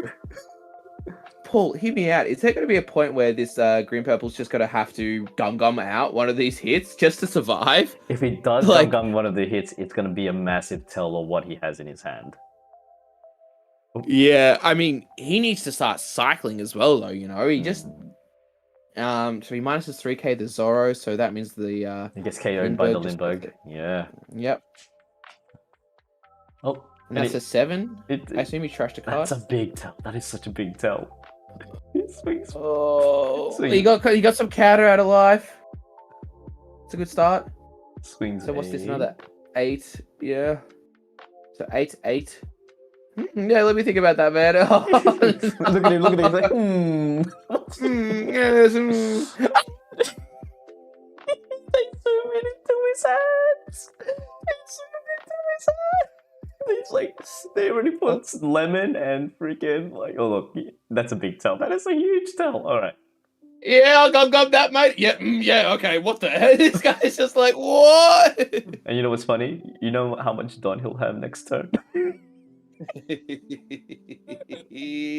He'll be on 4. You know what's gonna... Hang on. He got some counter, Paul. He got a 1k and a 3k. Oh, thank God you get rid of the bricks, man. Let me think about that one. I can't read. I hate to see it. Like, we do feel bad for this guy, but this is just like, sometimes you get what you deserve. This absurd. Yeah, you get what you deserve. Oh my gosh, he hasn't even swung with Bellavetti yet. Oh, 9. Oh my! I'm gonna go 9 into Bellavetti. 9 into lead. 9 into lead. Yeah, I'll take that, man. No. How many swings do you have left, bro? Oh, yeah. Don't worry, my homeboy Frankie and I got this. Any triggers? Oh, it's not even a... What is it? I unironically think out of luck. Oh, God. Get some gum. Yes, look, there's 2 options. He plays, he gets himself... He forfeits. Sorry, 3 options. The plays a Sanji blocker, or plays the Chopper blocker, and then has 1 Don up, and prays to God that he gets himself another Gum Giants. But even so, how many people does he have on the field? 1, 2, 3, 4, 5. 5 cactus on the field. A little Sesame Street joke there for you guys and girls. Oh man, it's not easy being green, purple Luffy. I'll tell you right now. Oh no. This man's gonna be getting out his little banjo, but he's gonna be sitting up there with Kermit, and he's gonna be singing about how hard it is being green. It's like, brother, whatever you. This guy's gonna go through his deck. This is like, why is there 60 bricks in my deck? Why did I draw them I've all? got money on this. At the end of the game, he's gonna pick up his deck and search the words. Where the hell are my counters?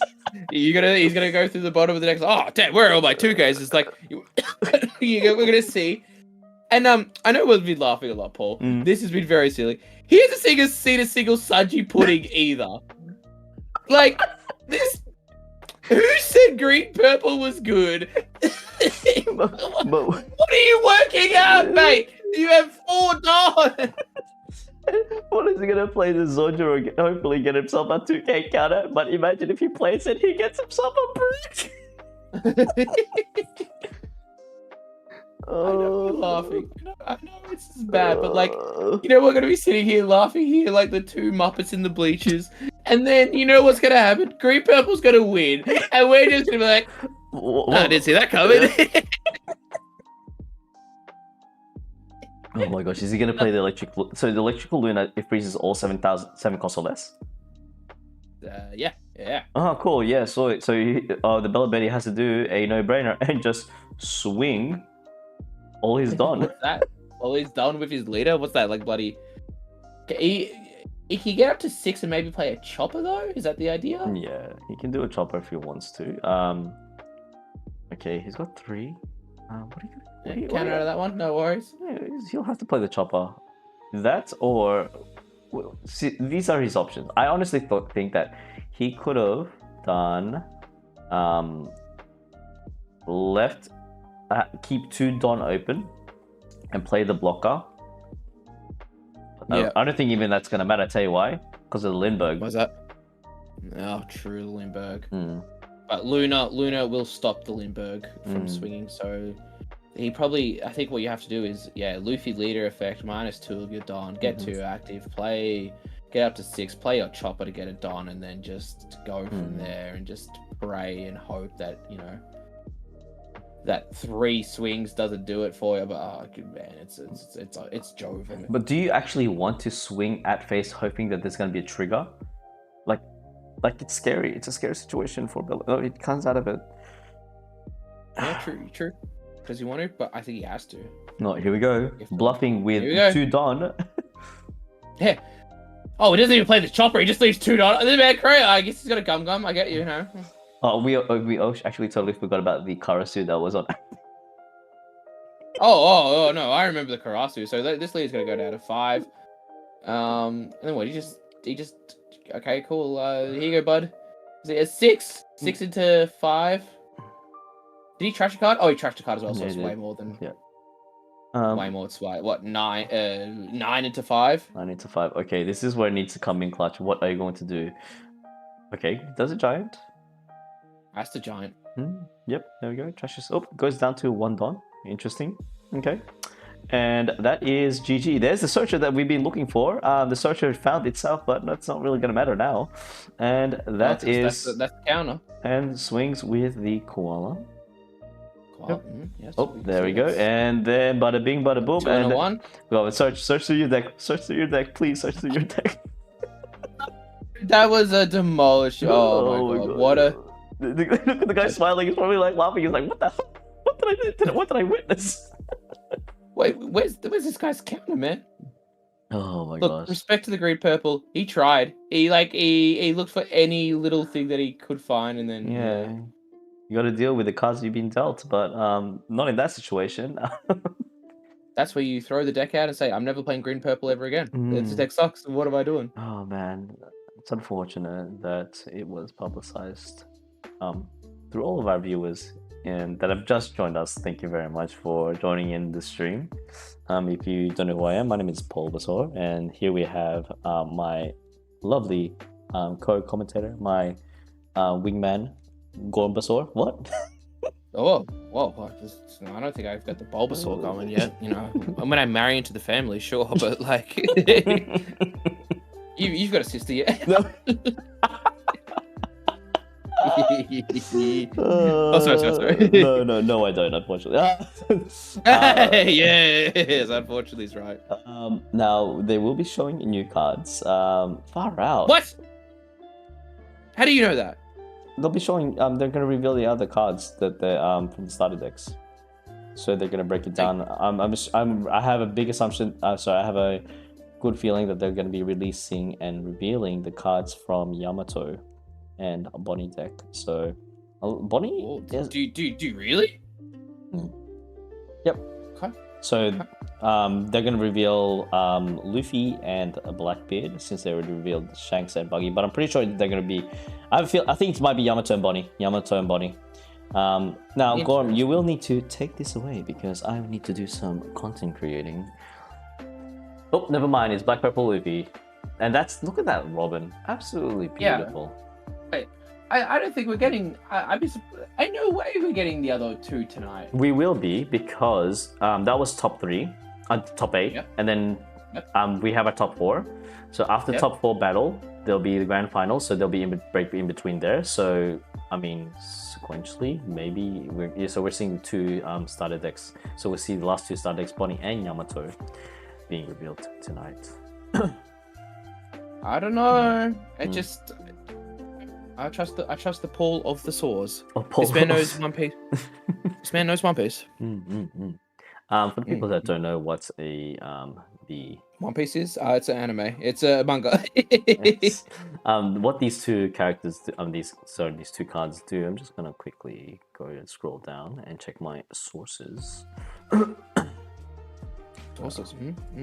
it is. So Luffy, on play and on attack -2 Don. If your leader is multicolored and your opponent has 5 or more Don on their field, your Straw Hat crew type leader's power becomes 7,000, a base of 7,000 power until your opponent's next end phase. Then we have the Robin, basically -2 Don on play. Add up to 1 Don card from your Don deck and set it as active. That's nice. Yeah, so definitely this is a card definitely for similar to the 3-cost Zoro that's used primarily for Black Purple Luffy. Same mechanics, I guess. However, it is a 2k counter, and you basically play this for 1 Don. Oh, that's a good way to think about it. Yeah. It's essentially 1 Don. Now this is a very interesting new set of cards. We have the Sober Mask. Sober Mask is if you have a Sanguro or Sanji character with 7,000 base power or more, give this card in your hand -5. So on play, return all of your Sanguro and Sanji characters to the owner's hand. So you could technically play 9-cost Sanji, bring in another 9-drop body, then do Sober Mask, return your 9-cost Sanji, and then play it for this card for only 2 2 Don. 2 Don. Yeah. But either way, this has to be on your next turn though, because obviously 9-cost Sanji is 9 cost for a reason. He can't have, an extra Don unless you do a minus ability. But yeah, still possible to bring out a Sober Mask. There we see the cards in real life. Probably the Sober Mask combo is 7-cost Sanji, and then you get to bounce it back as well with Sober Mask. Yes, so you get a rush and then a vanilla. Yes. 9-cost afterwards, but it feels very niche. I like. I truly am in love with the artwork for that alternate art leader, like Purple Luffy. Oh my gosh, man, they've been killing all the art. It looks so good. Now I believe that they're going to be showing the black. Yep, the starter deck for Blackbeard. Now this Blackbeard card, what it does is during your active main, you can basically trash a card. Yeah, trash a card, and then you can rest this character. You can KO a 3-cost or less character. But on KO, you get to bring back. So if this character gets KO'd, you get to bring back 1 black card from your trash. Correct. Any black card. Any black card, whether it be events, whether it be the 10 drop, it doesn't matter. It does not matter. You are going to get any black card back to your hand. And then we have the Kuzan. This Kuzan is very interesting. Let's see. It's similar to the 5 cost Kuzan. Yep. That however can you, unless you already have it in front of you, Gorm, can you step in? Oh yeah, sure. So it's a blocker card, and then on block you may get on KO, so when it dies you may get a 5 cost or less Blackbeard card from your trash. Now it's funny because this can bring back the 5 cost Kuzan. This can bring back in the 5 cost Kuzan. Correct. And then the 5 cost Kuzan, when it gets trashed, what can you bring back this? No, it has to be a 5 cost or less, right? No, it has to be 5 cost. So yeah, it's not an infinite combo. Yeah. But we've seen apologies. I feel like we've seen, or at least we've theorized that maybe you can't play 4 of each because you need the cards to get out of the graveyard as well. That is correct. Yes. Then we have Sun One Wolf. If your leader has Blackbeard, so the one on the right hand side, Blackbeard type, this character gains blocker and +1 cost for every 4 cards in your trash, similar to the mechanic of Jesus Purchase. And on play, trash 1 card from your hand, which is interesting. That's a very interesting on play. Very interesting, yeah. Because it's on play, you trash 1 card from your hand, but you can't do any on play abilities. Yeah, so obviously, it kind of just keeps it in Blackbeard, which is they're smart about it. They're not giving like that card without a drawback, which is needed. Now, for the people that are in chat, hello, and let us know, where are you guys from? Where are you guys watching from? Just very curious. I always like to know where our viewers are located. And Paul will do the accent of each and every place that you are from as well. He loves doing that. Yes, like if you're from Germany, Guten Tag. Oh, no. Nice. Cool. And if you're from Switzerland, Buongiorno. Wait, what? Buongiorno. Buongiorno. Buongiorno, it's me, Brad Pitt. Switzerland, Buongiorno, that's wild. Liquid Zeus, well, hey man, dude, what time is it there? What is it at like? Oh wait, it's 8:30 p.m. So I'm assuming it's like early hours of the morning in New York City. Brazil, hey, how are you, mate? How do you say hello in Brazil? Also Guten Tag. It's not good. Also, shout out to Pops on the couch. Love that. Love that. Luke, it's way past your bedtime. You need to go sleep, mate. 6 a.m., brother. The commitment. I respect it. Waking up straight into the Paul and Gorm stream. We love that. Thank you, sir. Now, how do you say hello? Oh, there we go. So, it seems that we are coming back to the top 4.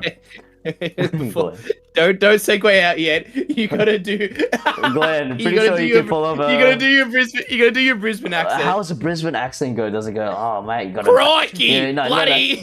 You gotta pack in a Winnie Blues. Nah. All right, guys and girls.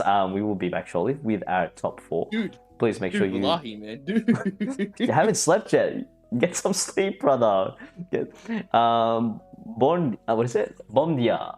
It's how you say good morning in Brazil. 7:14 a.m. Jeez, guys, get some breakfast. Good morning. There's gonna be a 5-minute break. Yeah, get some coffee, man. Guys, get some coffee. Apart from Liquid Zeus, you need to go to sleep, bro. 6 a.m. You haven't even slept yet. You're crazy.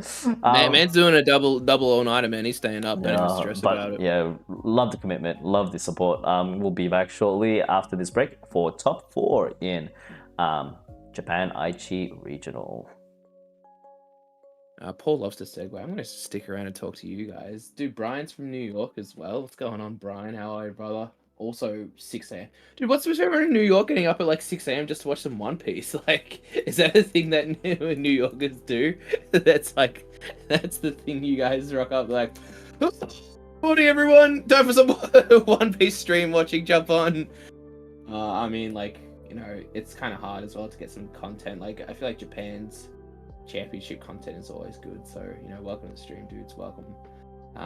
It's always appreciated. Like, we'll talk throughout the stream and just yap, but like, we probably would be yappy to ourselves, but we do appreciate every single one of you that's on here. It's just, you know, all the homies that we know in person, IRL, and all the guys from internet, like from everywhere, like international. It's just exciting. Like, it's always good, and you know, we're all brought here to. You know, we're all brought here to play some One Piece, you know, or watch some One Piece, should I say? One Piece TCG, not the anime. If we were watching the anime, we're in trouble.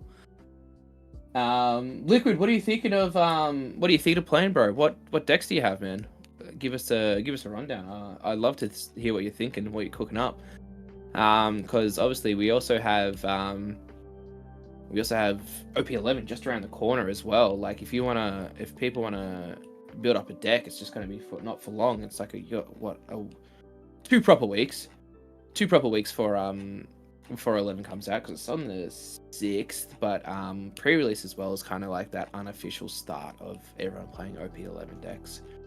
You know, you're playing your pre-release decks, that's OP11 cards, then you put your pre-release cards into your deck, and then your deck's now OP11. Man, it's just good. But we've seen some good games so far. Bello and, you know, Green Purple. Green Purple, as we said, built a house. 0 bricks as well. It was the best Croc player. Purple Yellow. Oh, what's the? Oh, Paul's doing bloody things while he's here as well. And I gotta pick my leader there. Jump into the poll. What are you guys playing in OP11 as well? Sounds like Paul should have put Purple Yellow Croc on there as well. Look, let's be real, yeah. No one's gonna play Shirahoshi. Whoa! No one's gonna play Shirahoshi. Nope. No one's gonna be playing. What was the other one?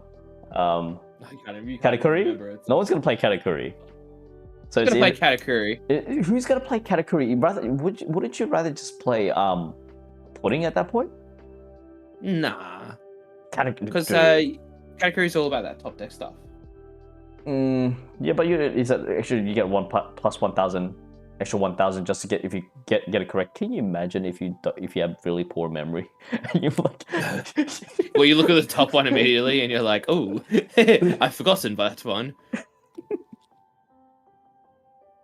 So Zeus is debating what to play, Bonnie or Shanks into Reiju. What would you feel, Paul, if you're playing into Reiju? I think both work. Like, I think Reiju, just if you can control Reiju, you got to stick them. You just get rid of the cards that they play. I know it's easier said than done, but we just need to make sure that, you know, they're not hitting their 7-cost TCGs early. But yeah, if that is, you know, if that comes out early, it's very hard. Oh, by the way, guys, if you're interested, Gorm has actually pulled his head out of his ass and made a Twitter account. So by all means, Gorm, I did. Yes. So Gorm, what is that? It's just at Gorm TCG. Kept it pretty simple. You know, I thought long and hard about that. I got my little, you know, AI icon on there as well. I posted going 3-0 at Pokebox. That was sick. I was like, yeah, mad. I'll put this as my Twitter, and then did you actually? Wait, hold on. I'm gonna check that out. Let's. Yeah. Much like when you were like, you know, remember when you played your garbage Shanks deck, and you're like, you're like 3-0 Pokebox, easy dub, and it's just like, ooh. Let's see this garbage deck. What did you have here? That's not even your deck. Isn't it? I didn't say it was my deck. I said I posted the deck that I won with. Whose deck is that? Is that Tate's deck? No, it's mine. What do you mean? I don't see you as a collector. You're not the type of person that would collect a playset of all alternate arts in every single set. You're not that type of person. You're right. I'm still not there yet. I'm still one off. But you're right. I'm not. That's not me. So for the viewers that are watching right now, if you didn't know, Gorm is doing the unthinkable. He is collecting all alternate arts from every single set, from OP01 all the way until now. All alternate arts of every single card Of ever. It's Well, hang on, not for every single card ever existed. I'm not that good. Every single SR from every set. Yeah, so I'm one card off, which is a blue VV. a blue close. VV. You are a From madman. EVO2. You are a madman for thinking such. Like, I mean, that's coming big from the person who's trying to master set everything. Yeah, true. You only need one of everything, though. Yeah, that's just one. Yeah. Oh, Zeus, I did see that. Did you see that Fishman body as well? Yeah, there's like a body that's going around that has Fishman, which looks kind of spicy. Also, thank you all the people. I just got 3 follows from all the homies in there, so thank you guys for that. I appreciate that. I might have to do a post tonight, Paul, and just do my flex off my Shanks collection. Oh, yo, I got 2 followers as well. Whoa! Shout outs to Volley OCE. Their profile says just bread. It's just bread. We have Kelly. Oh, hey Kelly. Thank you very much for following. Appreciate it. Let's see. Wow. Oh, I got another follower. Look at that. No, never mind. Look at you, man. I You know. are flying up the ranks. Oh, that's crazy, right? That's crazy. Oh man. I've also got I got some spaghetti coming on the way, Paul. Very excited for that. As Some well. what? So Spaghetti? Yeah, some beef ragu. Beef ragu. How do you say it? Ragu? Ragu. That's the one. I got some beef ragu. Dude, wait. What's your go-to pasta? This is my favorite pasta. Okay, fettuccine. Okay, first of all, let's get that right. Not spaghetti. Fettuccine. Or marinara. The seafood, like with the yeah, dude. It goes off. It goes off. No, I respect that. You look. I'm a very white man, as you can tell. My favorite is no, not really. Konnichiwa, nande desu. For spaghetti bolognese, spaghetti, you can't go wrong. It's just that's what I grew up on, at least. It's mad. Wait, what nationality are you, by the way? What do you mean? Are you Aussie? We're back. Oh, sorry. We stalled. Great work, Paul. I was just like, you can't ask all the hosts, hey, where you all from? They're just like, all right, anyway, see ya, I'm out, peace. Shout outs to Millennium's End for giving us a follow on Twitch as well, on Twitter as well. Oh, and here we have it. We have the Nami made it. One of each. The Nami made it. Yes. All right, Nami. We have Enel, and then we had red, yellow. We had one Bella Betty and one Luffy.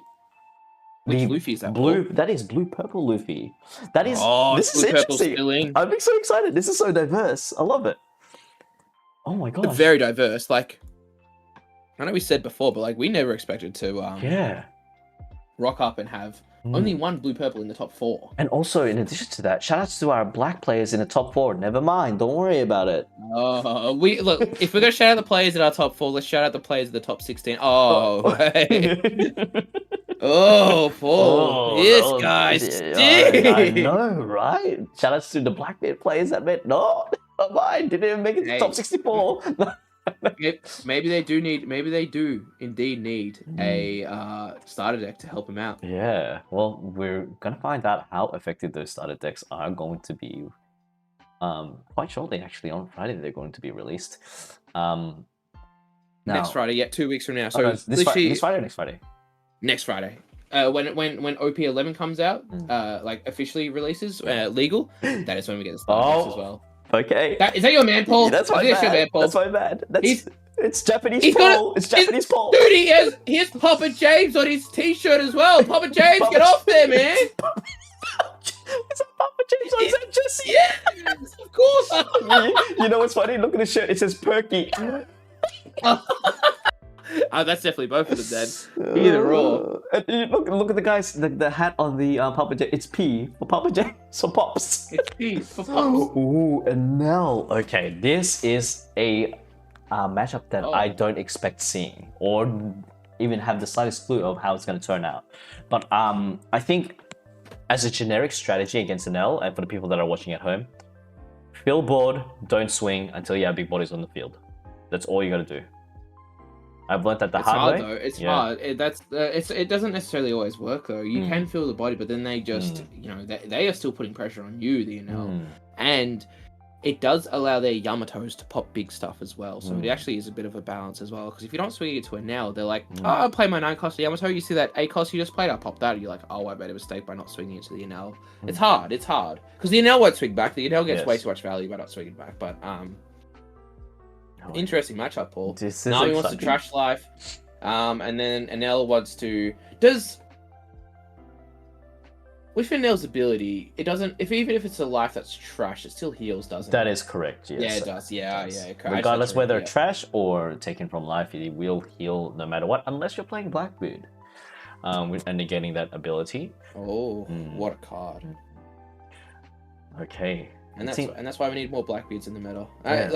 You know what's funny, Paul? Like when we talk about there are these like decks we don't like as well. Yeah. When we don't see these decks as well, it's just like, it could actually be nice to see a Blackbeard right now. Yes. There's an elegant through. What is his build? He plays a Sanji. Yes, Sanji. That's the EB02. Yep, correct. Which allows you to draw 2 and trash 1. Just great card. We call it Queen Sanji. But the Extract Supernova is an interesting card. Not one we see often in there. You definitely want to have lower life. Is that? I'm pretty sure you have to have 3 life. You have to have lower life to then rest something. I believe. What that something is like is a 4 cost. Or something? It is a. Yes, 4 cost. 4 cost or less. That is correct. Yeah. Which normally an L is on lower life because they just take every hit that gets swung at them. And that's why you're playing cards such as Frankie. Wait. Are you seeing what I'm seeing right now? He's playing Cavendish. Oh, he's playing the 1 cost blocker Law. Oh. I am seeing that. I'm so confused because why? Like, I thought he was playing the. We need a deck check him.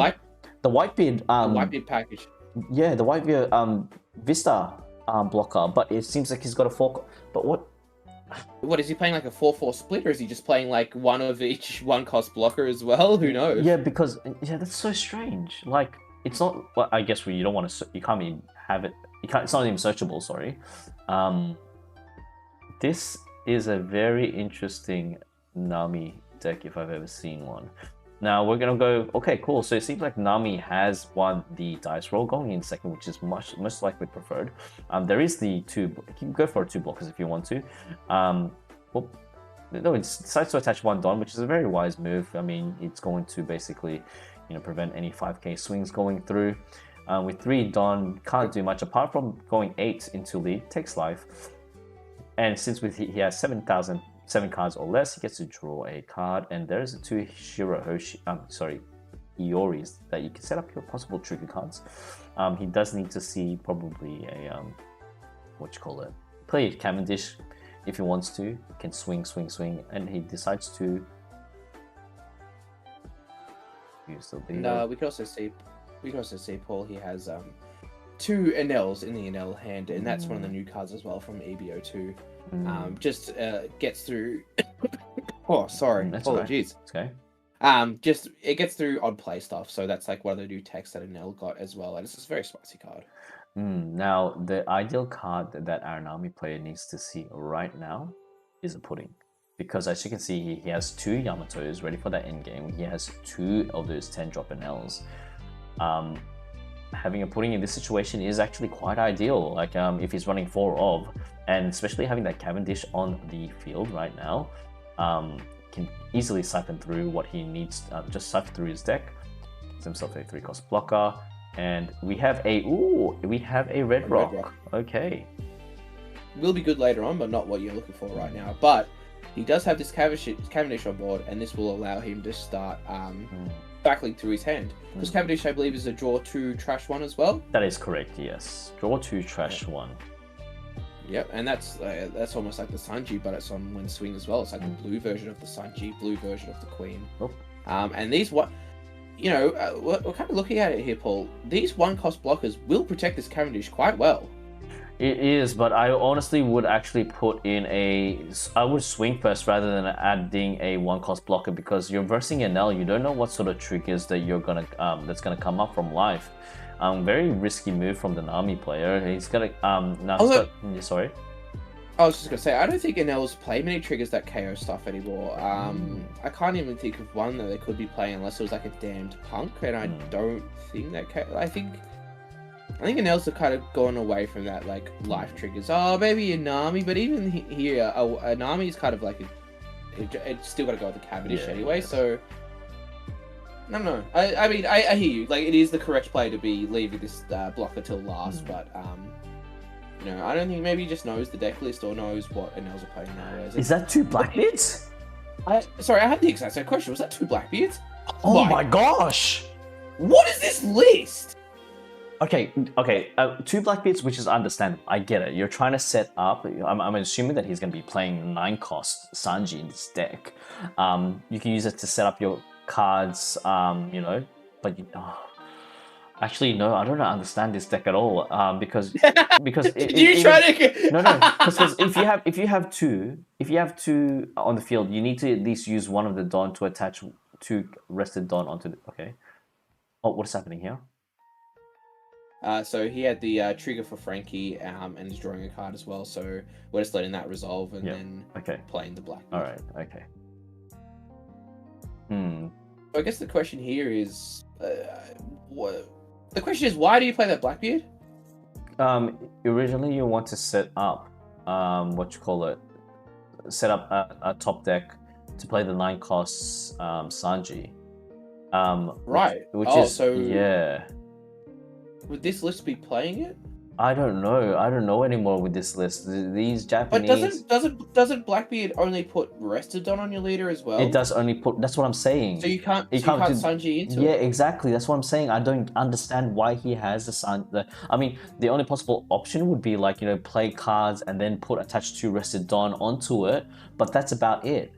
And that is about it. You're the Nami expert. No, I am a Nami fanboy. That doesn't mean I'm a Nami expert. I am a Nami expert with mono blue, but blue yellow is actually like this is a confusing build. I'm trying to wrap my head around it because what other possible option can you have to set up for the 2-cost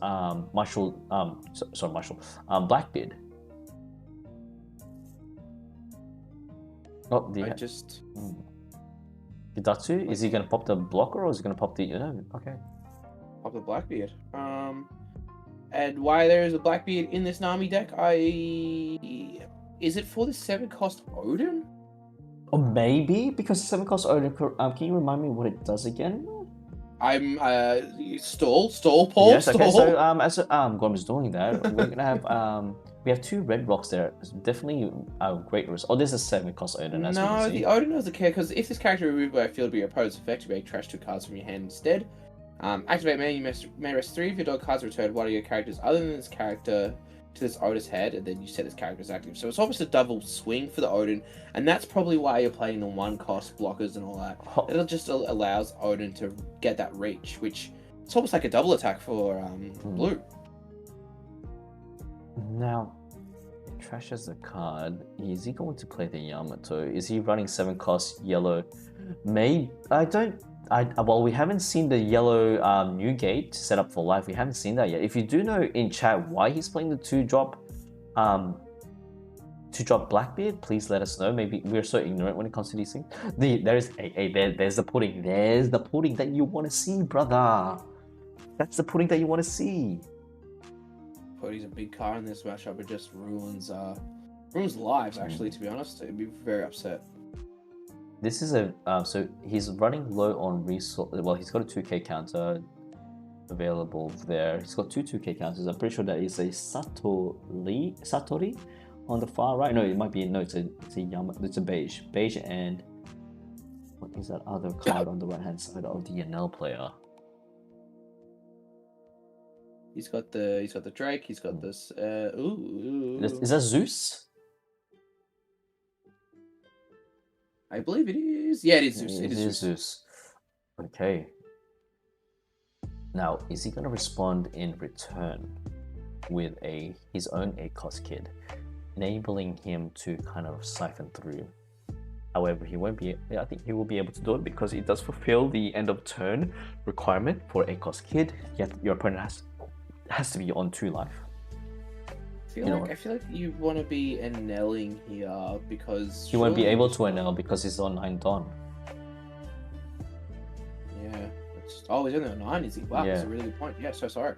Yeah. And he trashed the Yamato, which I think is an interesting choice because that Yamato could have popped the Cavendish. To be fair, he still has one in hand. That is correct. So it doesn't matter too much. I think you just pop this Cavendish right, and then you just start swinging into the. I mean, if you swing to the Nami, it's not very good, is it? Look, it's. Yeah, you are right. He needs to pop that Cavendish. He's getting so much reward from it. Like just going through, getting 2 and you're not like it's draw 2, trash 1. You're gaining 1 extra card every single turn. I don't think we've noticed this, Paul, but the Nami didn't put a Don on her, so she can't go up to 7k this turn. That is correct. So, you know, these swings could start swinging, so I think you just Yamato heal 5, 5, 6, right? And just start putting the pressure on, because Nami will run out of resources. Okay. Goes for a 1k counter from that NL swing. He's got another 2. Obviously, the way he's stacked up his Don, he's definitely going to be playing a Yamato. There it is. And pops the Cavendish. Very wise move. It does put a stop to the Nami's shenanigans. Ooh, he gets rid of the pudding. Wow. He doesn't value never mind. There's Okiku. Okay. Oh. Okay, so Vicho in chat says, Teach is to play on curve and be able to activate leader effect. So if you go 7 cards in hand, they can't draw for... Oh, that's right, because you have to put a card into to activate the Teach's effect. You put a card and then you go... Okay, that makes a lot more sense. Thank you so much for that, Vicho. Really appreciate that. Because I was just confused. Like, you know, we're the commentators, but we still don't know stuff as well. Yes. Thank you so much. Now it's back to the Nami. He has drawn himself another pudding. Is he going to play another kid?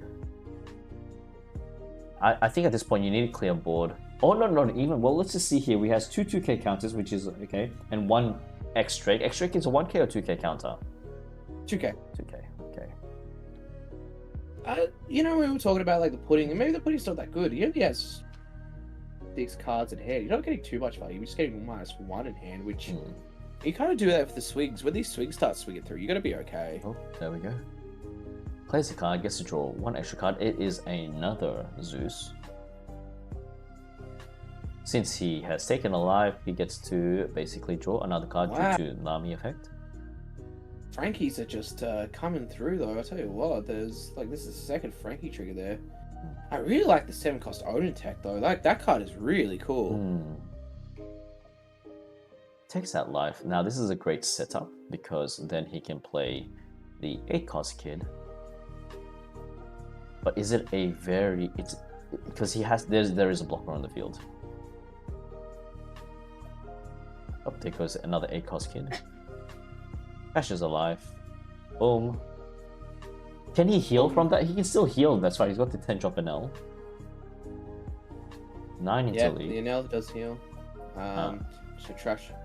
He's got 2 kids, so he can siphon through his deck.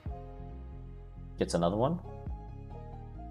Gets rid of the Okiku. So he drew Okiku to. He trashed the Okiku to draw into another Okiku. Paul, I think you might be feeling pretty good at the moment, mate. He's gonna trash 1 card just to bunk up to 7.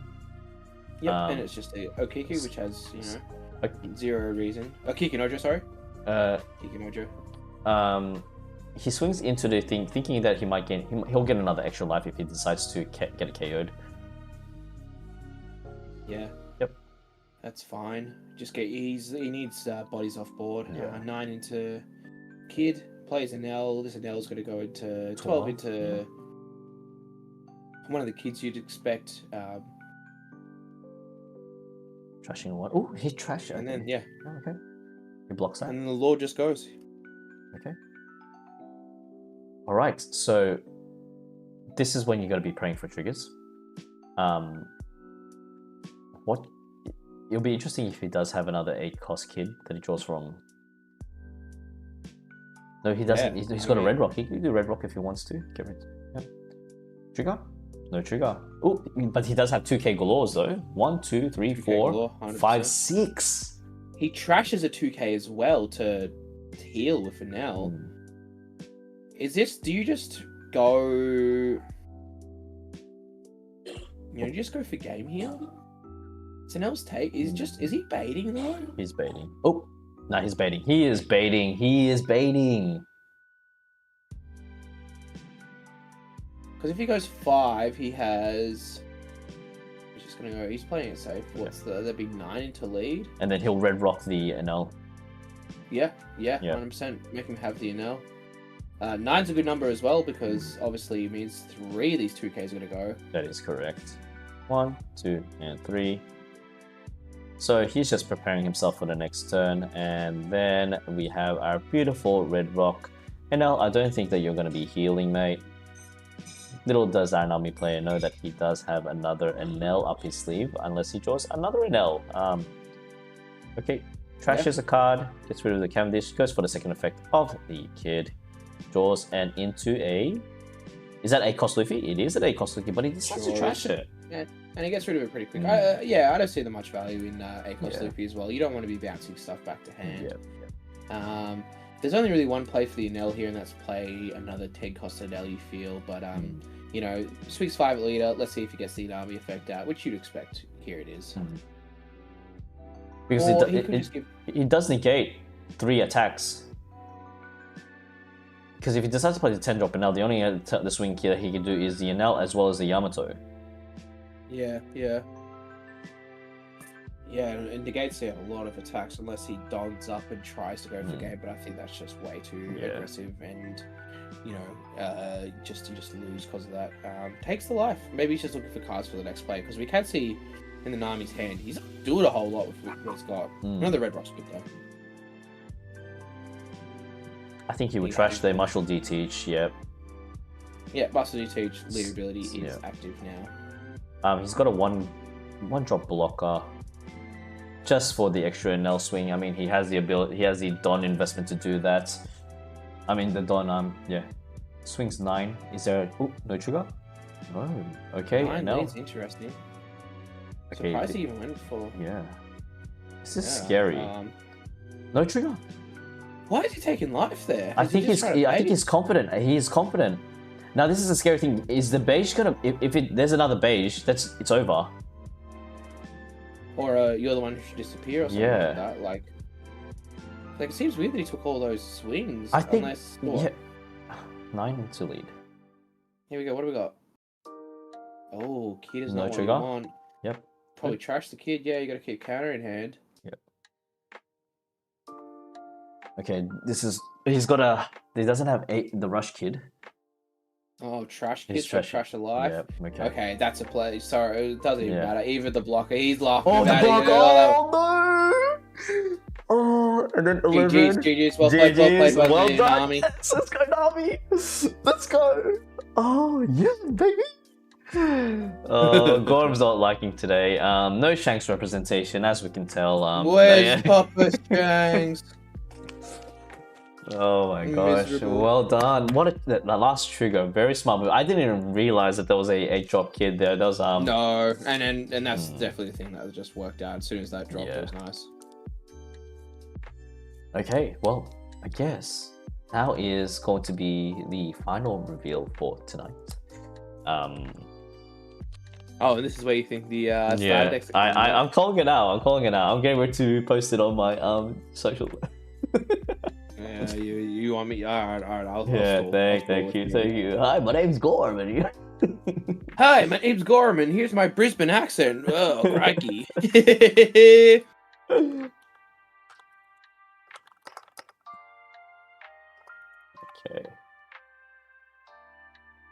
Come on. Oh, and it's a break. Okay, never mind. There's no reveals. Okay. Well, damn. Find me in the Alps. Okay. Far out. Well, look. We'll be back. Unless Gorman, you're gonna stay. I got some beef. Oh yeah, you got the beef ragu. Okay, I'll stall while he gets back. It is 8:45 here at 8:45 p.m. here in Melbourne. friendly reminder to stretch your legs. Make sure you keep hydrated. It is going to be a short stream from. We started at what 6:15 p.m. today. I think there is going to be another stream tomorrow. I'm gonna just double check the One Piece. Let me just double check real quickly. Oh, guys, you gotta check this out. You gotta check this out. So, did you say we're doing another stream tomorrow? Maybe, but I just want. I want to show. Oh Lord! I want to show this to everyone on chat right now. Check this out. If you haven't followed Gorm's stream, this is Gorm is known to be Gorm is known to be the Shanks guy at our locals. Look at this flex. Shanks. He's got the original Shanks manga. This serialized Shanks in the middle. Guess where he got that from? He won that from a duck race.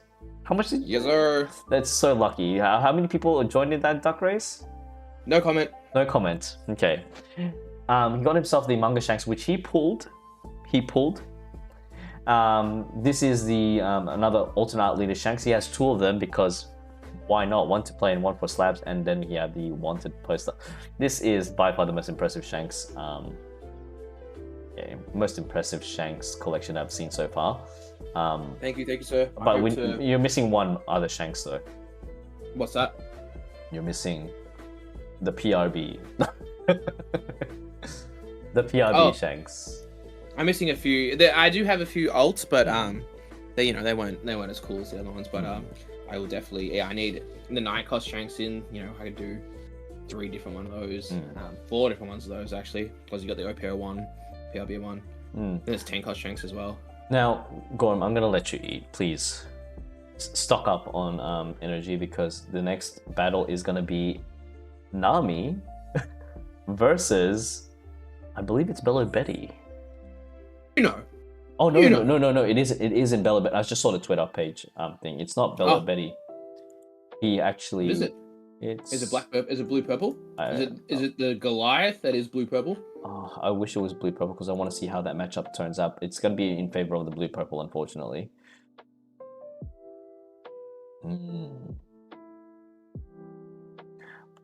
Anyway, I'm gonna go for a quick bathroom break. I shall be right back.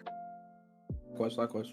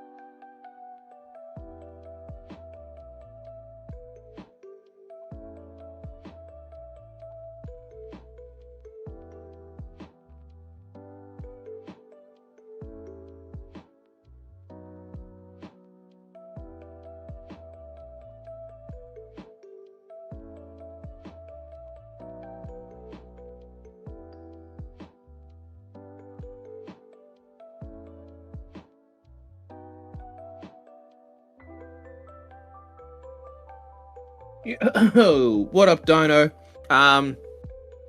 Fortunately, no buggy in this event, man.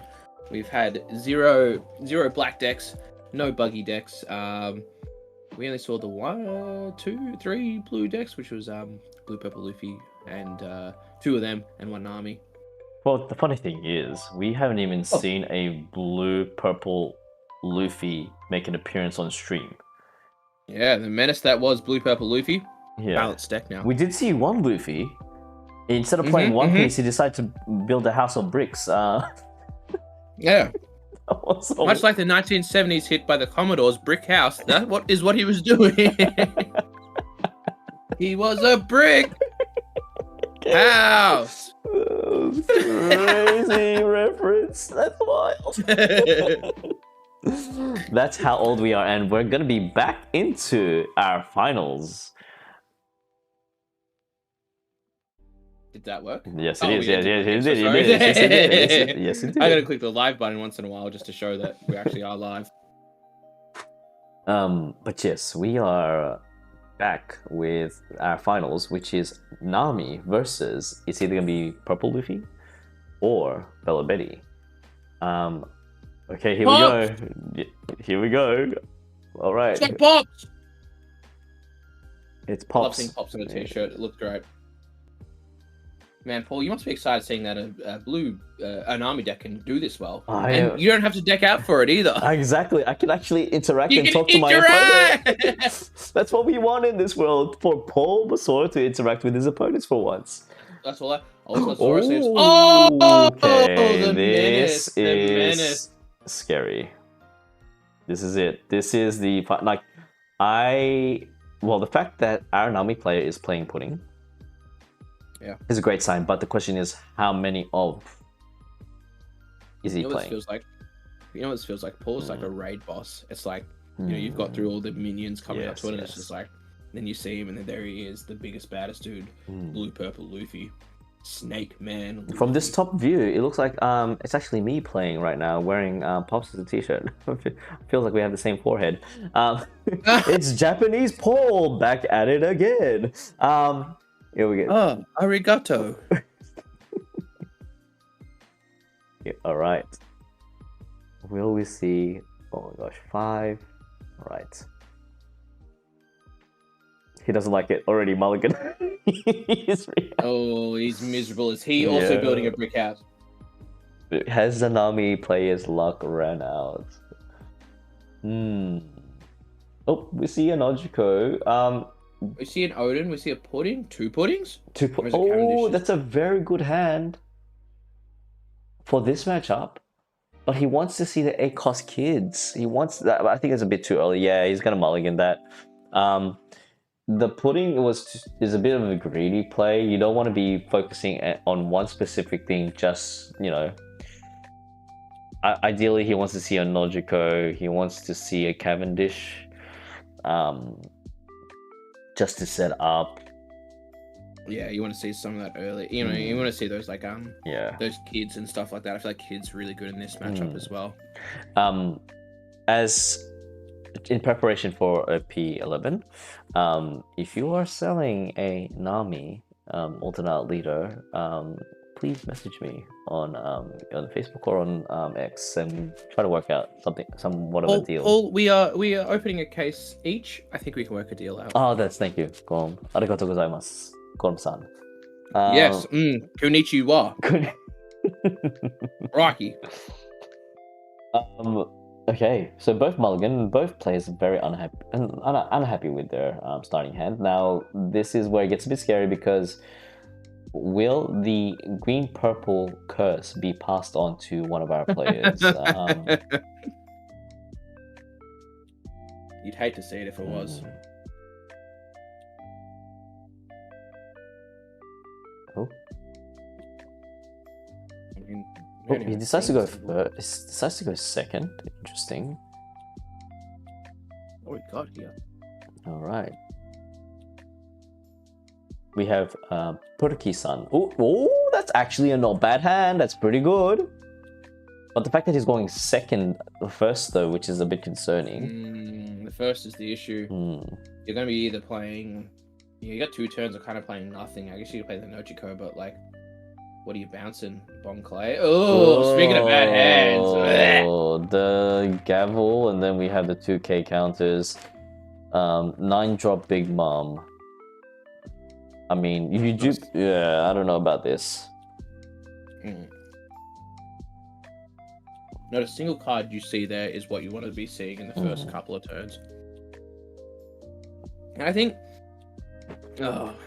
maybe I'm wrong in saying, but I think this is where you see like yes, you see the weakness of Gum Gum Giant, but you know. Oh, what is it? Something's happening. It seems to be a judge call right now. Yeah. Now, by the way, Gorm, just from today's stream, we went from 76 subscribers all the way to 391. Oh, wow! Thank you so much for the people. I just realized that. Holy crap! Thank you so much for the people that subscribe to the channel. Really appreciate it. Really motivates myself and Gorm just to do more of these live commentary. We just, man, look, we do it for the love, and we do it for you guys, and we do it for us, and it's just like, it's just vibes. I know I was saying before, but like, thank you guys. It's so sick. Oop, there's an 8-cost Luffy. The wrong 8-cost that you don't want to see. You want to see. Oop, decides to pass turn, can't do much. There is the Bond Clay that he could. You don't want to necessarily bounce the Bond Clay back into the Luffy's hand because he just gets the extra ramp. Wow, that's a top deck for the Luffy. That is exactly what he wants. That's like, if you're going second, you want to be seeing the Bond Clays. Like it's you'd know as well as being like an RP player. Yeah. When it's this cards you want to see early are much similar to the cards you wanted to see in RP Luffy. Oh, we have the Nojiko. Hopefully, I think he's going to be setting up the Okiku. Yep. Yes. Well, and that's one of the values about Kikinojo is that you can. It's already on. Luffy's on 4 life, so he swings. There it is. Plays it for free, basically. And look, in this situation, do you want the Luffy player to just constantly get cards as much as he can, and then hopefully all the best gets himself a pudding and just we do. Sorry. Oh no, I mean that's an idea, but you also don't want to be banking on drawing into that pudding because you can't search it. You just have to be getting it early. The ideal play for the next for Nami's turn would have to be playing that Cavendish, because correct me if I'm wrong, but there's not much removal. There's no removal. There's no removal for our Luffy play over here. It depends what build he's playing. Like for example, he could be playing something along the lines of I've seen some lists playing what am I trying to say? Gravity Blade. Yes. Gravity Blade's removal. They also can play other stuff as well, such as you can have Red Rock. Red Rock's not really going to do it for you. Yes. You could play the Rush Luffy to bounce it back to hand. That could be where you go with that. There's a few things, but I hear it's like it's kind of tough. You just like they got to see those cards as well. Big Mom's kind of removal, kind of isn't, but like it's a card off board. A few things there. For his next play, he's on 5 Don. Obviously, he can attach 1 Don onto the Nami. Oh, there is a trigger. Oh, no trigger. Gets him. Wait, does he have 7 cards all that? No, he's got 7 cards, so he's up to 8 now. You know what's lovely? He has almost 4 Cavendish. He needs to search for 1 more in his deck to get that. Gonna play the Nami. Oh, okay. Okay. That's the 4 of the kind. If you get the 4 Cavendishes, that's just what you want. Very strong poker hand. But Paul, I just want to. I know you're fully focused on the Nami, so I'll focus on the Luffy. He's playing 2-cost Chopper. Yes. I think that's very interesting. I don't think that's normally that common, but this is the list that this player seems to be playing. Do you think? Because you rarely see that with especially yellow purple Luffy. Is it on play? If you have 8 more or don't you get to put 1 as active? Who, the Chopper? Yes. No, the Chopper's ramp your Don if you're less Don than your opponent. So maybe it's your. No, I don't even know. It's a Foxy Chopper, right? Mm-hmm. We have a. Could we just get a little fact check on that, please? Yeah, so it's a two cost zero, which is a blocker. Mm. On play, if you have less Don than your opponent, gain a active Don back. Okay, cool. So I think it's just in order to prepare for, like, if they're using the Gungam Giant. So you know, during when you're getting attacked, you can play that on your turn, just to ramp up, because that -2 Don is quite costly, especially on certain situations. Maybe if you have to play 2, you want to ramp back up to make sure you're getting that extra card from Blue Purple Luffy's leader ability. Yes, and with Blue Purple Luffy's build, do they run the 8 costs Rush Luffy? 8 cost Rush Luffy? Oh, you mean the blue one? Yeah. Early iterations were. Most iterations aren't running it anymore. They were playing that card, and then they kind of pushed back to like the 9 cost Big Mom, or just a few other cards as well. Yes. Now, yeah, we're having a 8K swing onto our Nami play. Goes for the 9 counter, 2K counters. I'm assuming that is going to life. Yep. It could be into the Kiku. No, he wouldn't do the Kiku because he's got a Cavendish that he can counter out of using that, and also the because he counter out of 10. I mean, he swung 8 into lead and then does 2K counters. Yes, so it would have to be into lead. Yeah. Because I can see the value of getting rid of the Kiku, because you know the biggest thing about Blue Purple Luffy is that you want cards. You don't want cards sticking around, because you're very good at dealing with one swing after another, but you're not good with dealing with multiple at a row. And as you can see, the Nami player's like, "Is that a Chopper Foxy? What are you doing here, man?" And, you know, it's just chilling. That block is not going to be standing. Oh, yeah, it's not going to be staying on board for quite long, because there is 2 Nojigos available there. Main priority is getting rid of that Bond Clay. Yes, 2 possibilities. Yep. 1,000 into the Bond Clay. Now, I don't think in this current situation that our Luffy players are at, he's not going to be wasting 2K. He's only got 1, 2. Yeah. Bond Clay's done his job. He's ramped to a Don. That's all you really need. You'd be a madman to be, you know, trying to save that. Especially knowing the hand that he has as well. He only has about 4K worth of counter, and you know, if he was to then use that counter to save the Bond Clay, you're in trouble. Oop, seems like he does have a counter. He looked at it already. Nope, never mind. No trigger. So yeah, that's the Gear 2 event, which is counter, but he needs a Don up. Is it plus 3,000? It's got a main and also a counter. Oh, he decided to swing 6,000 into blocker. I mean, into lead. Maybe it's just to pitch out as much as he can. It goes for a 7. Yeah, that just that's the biggest thing about like playing these decks. You just pressure them. They don't have a lot of life. If you keep pressuring them, they will eventually falter. So that's what they got to keep doing. He will be on 9 Don next turn, so the Big Mom is going to be ideal. Or unless he wants to go gambling and play the 9 drop. No, he doesn't even need to go gambling. He just play the 9 drop Sanji and set it up.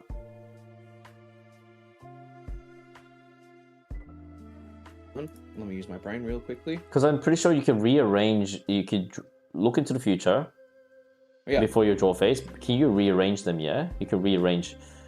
Or just has to go to the bottom of the deck. But the Luffy ability is at the start of your turn, so I think that's before the Don upkeep phase. So he can't rearrange at the moment because he's on 7. That is correct. Yes, you have to be 8 Don or more. Yep, and that is before you get your Don back. So that's why unable to read into the future. So more than likely we will see a Big Mom here, or yeah. I mean, yeah, he can go for the Big Mom, but this is the risky thing. He will have no Don up. He will have no Don up. He's only got 2K counters. He won't be able to use his Gum Giants. He decides to counter it with 6 what else are you really going to do though with with what you got in hand. You can't go for a YOLO Sanji because that's also 9 Don. What you're not doing. You are having a very unproactive turn if you don't play Big Mom here. It has to be the play. Yeah, and furthermore, if he does play the 9 drop, yeah, you can give your opponent life. But at the end of the day, you have only one blocker to kind of protect you. Yeah, he does have 2 Nojikos in hand, so he can just bounce it back if he needs to. He most likely can go fishing just to, you know, suss out what sort of counters he has in hand. Yeah, go on. Oh, Paul, I was just going to say, is that excitement in your voice right now? I feel like you're getting a little bit excited here for a Nami victory because I hate to say it, it's looking really good for the Nami right now. I know it is definitely looking good. It's just I think I'm excited not due to the fact that Nami is, you know, on stream, but I'm just excited that this deck in general doesn't have the upper hand against blue purple Luffy.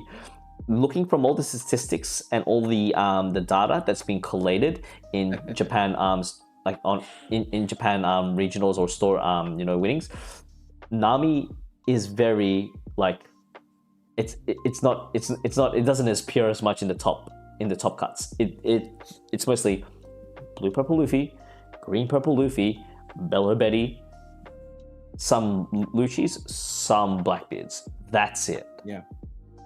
I mean, you're right. Nami has not been seen much of.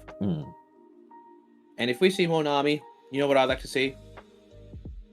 I would like to see Kobe. Give me some Kobe, please. Now, there is a couple of mistakes that this Nami player is doing. He's swung into battle with the Okiku, and he forgot to ramp up Don.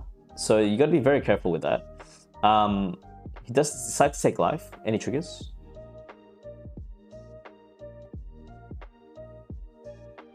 Okay, no. Unfortunate. Another brick. Another brick in the wall. Much like Pink Floyd's album. Oh no! Now, I gotta find more brick songs. So there's a couple of moves that are blue purple Luffy can do in his turn. I think the ideal one would have to be, let's go gambling. Play yourself to Sanji. Set up yourself. Now, does blue purple Luffy play the category, the ACOS category? No, that's only for Big Mom. Yep. It does. No, it does. Yep. Oh, really interesting, because they can just. Okay. Four off. Okay. It's a swing, and then it's a block on the crackback as well. It's a very good card.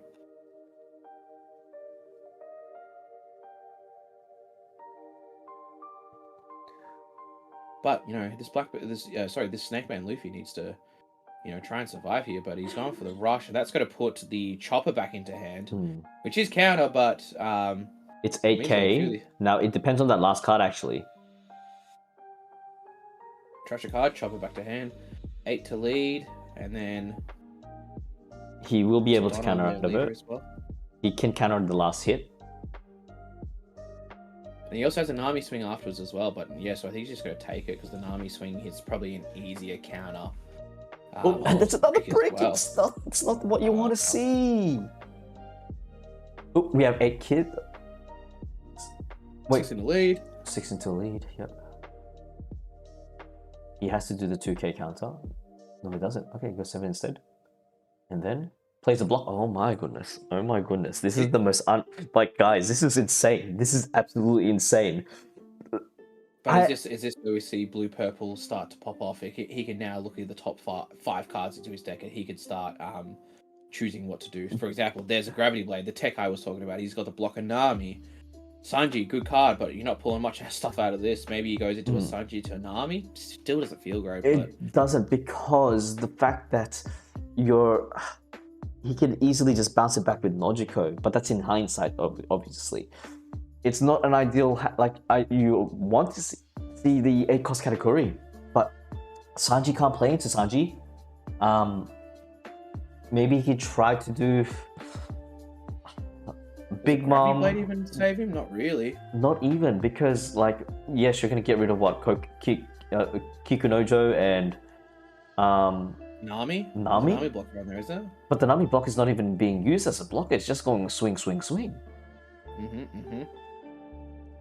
That's the thing. You're gonna get rid of these swings at the moment. Yeah, we're in a bit of trouble here.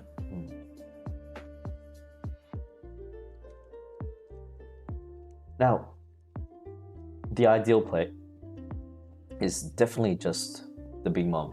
Correct me if I'm wrong, Cole. Or just have the Nami as a blocker because you can draw 3, trash 2. The issue is that he knows what he's going to heal with. Yeah. He knows what card's going to go on top of his life, and none of these really help. Thunder Bayuga. What is Thunder Bayuga's trigger? Do you remember? Yes, so you gain 1 active Don from your Don deck. It's not even going to help as a trigger. He doesn't have the Don investment for it during his turn. I unironically think, Paul, he might have to bottom deck this. He has to. I think gambling would be the best bet here. I think he takes a Nami and then he bottoms deck it because we think about it. If he plays the Big Mom, none of these are going to help with his heal. That is correct. If we think about what he will cycle into if he Gum Giants, none of these cards are what you want to see when you cycle into. Yes. Like, these are cards that I think he has to bottom deck it. If he wants to go for a win, he needs to be, firstly, A, Gum Gianting to then pick up good cards, such as 2Ks. And then B, he needs to be healing something good with the Big Mom as well, which none of these cards are a good heal. This is what the Luffy doesn't play. No, even if he does do 9-drop Big Mom, you know what? He leaves it on top. He has a response for it. The Nami player has a response for it. He's got the 8 cost, not 1, not 2, but 3 8-cost kids. Yep.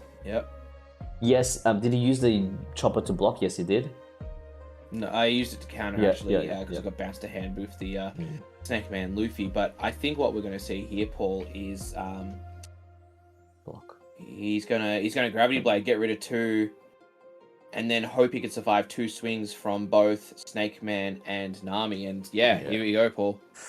Oh my gosh, what to do? 2 Gums and 3k worth of counter in hand. It's just, I don't think it's going to be really hard to survive 2 of these swings. Can we do the let's do the math, okay? So he can either do Red Rock the Big Mom. He can go for games, attach 10 Don onto the Luffy, or attach 9 Don onto the Luffy. I think it has to be an 18 here. I think that's just. Let's do the math. 2 Gubs put you. 2 Gubs put you up to 14. 1 more gets you up to 18, and then you need 1 more counter. But it sets him so far behind that you don't care. That is also true, because if he does play he has to play 3 Gums. He won't be able to use his Alito ability. He won't be able to do anything. He goes to 6 Don the next turn. Yeah. And the Nami's sitting on. And look, to be fair, I know we're saying swing 18. 6 is a smart thing to swing first. If he's only holding up Gums, then we know he's drawing into a Gum, Paul. We know he's drawing into a Gum, so he could have 3 Gums in a row.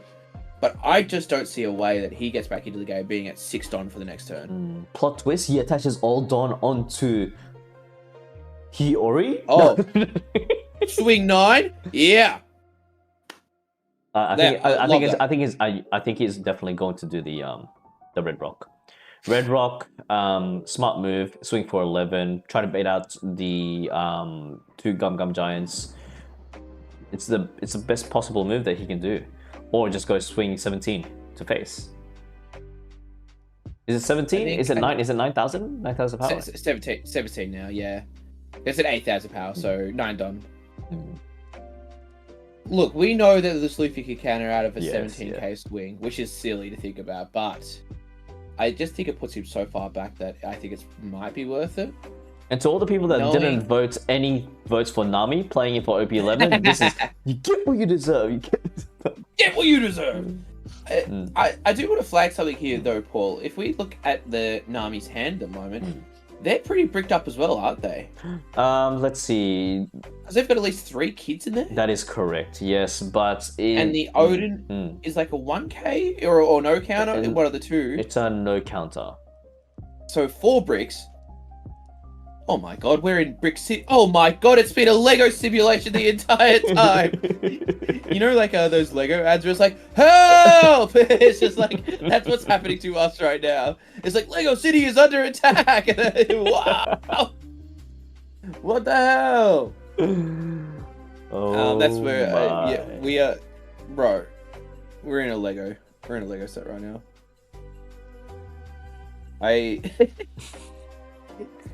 So good.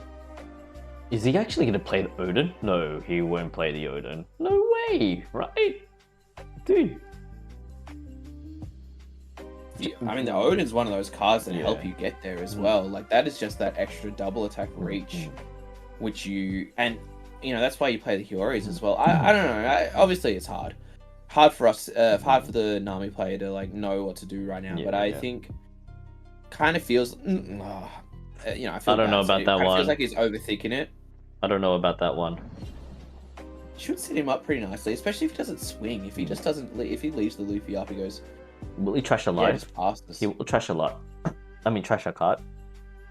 Get the bonus. Yeah. So 10 lead. I think you just Gum here, right? Yeah, he has to Gum twice. He has to Gum twice unless he picks up a 2k counter from the pitch, but... Well, we know he's not picking up a 2k counter from the pitch, but he can go up to 12. He has a 2k in hand. He has the Usohachi. Yeah. That's 10. So he draw 2. 10. And he just needs 2 more counter to counter out. Draw 2. Yep. There it is. And we know what it was. So yeah, he was drawing into those 2. So then, yeah, the Usopp. 11. I feel like yeah, so yeah, give him the 2k there, 12, bang. Because Paul, don't forget that Snake Man is a 6k leader. That is correct. And let's see, rearranging it. Oh, is that the category? Oh no! Oh no!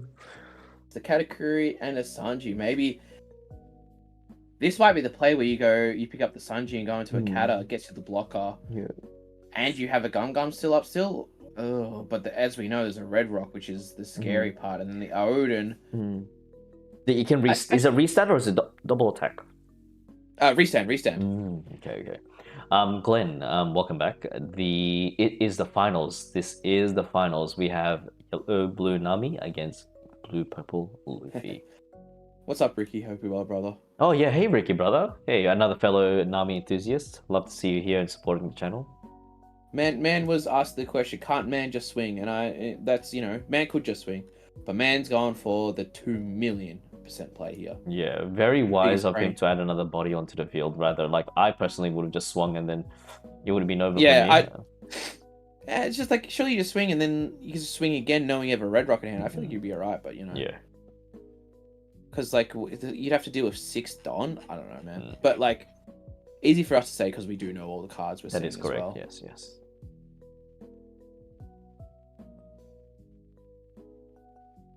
I think you definitely want to prepare and get yourself. Look, you play 9. Oh, is he on 8 Don or no? He's on 10 Don next turn. I mean, they're both on 10 Don. They've been on 10 Don for a while, Paul. No, as in like because he did -2 from the Gum. Yeah. Correct.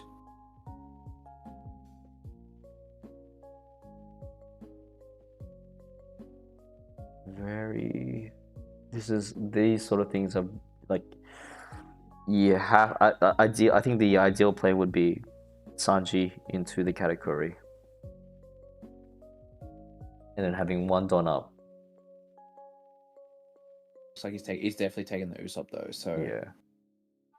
Just needs counter. I mean, it's tough. Like this where he goes for another big moment as well, and then what do you heal with? Not much, eh?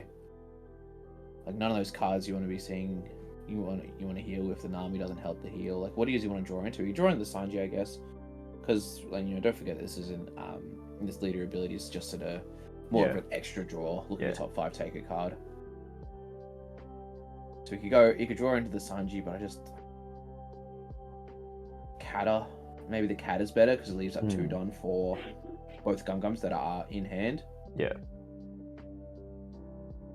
Yo, holy crap, we got 171 people watching us right now. Hey guys, welcome to the chat. Jeez Louise. Hey guys. Welcome and girls. to the finals of Japan.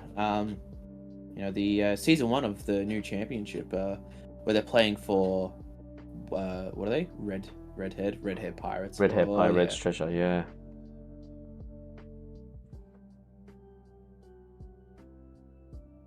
Okay, finally makes his decision, gets himself the Usohachi, was it? Yes.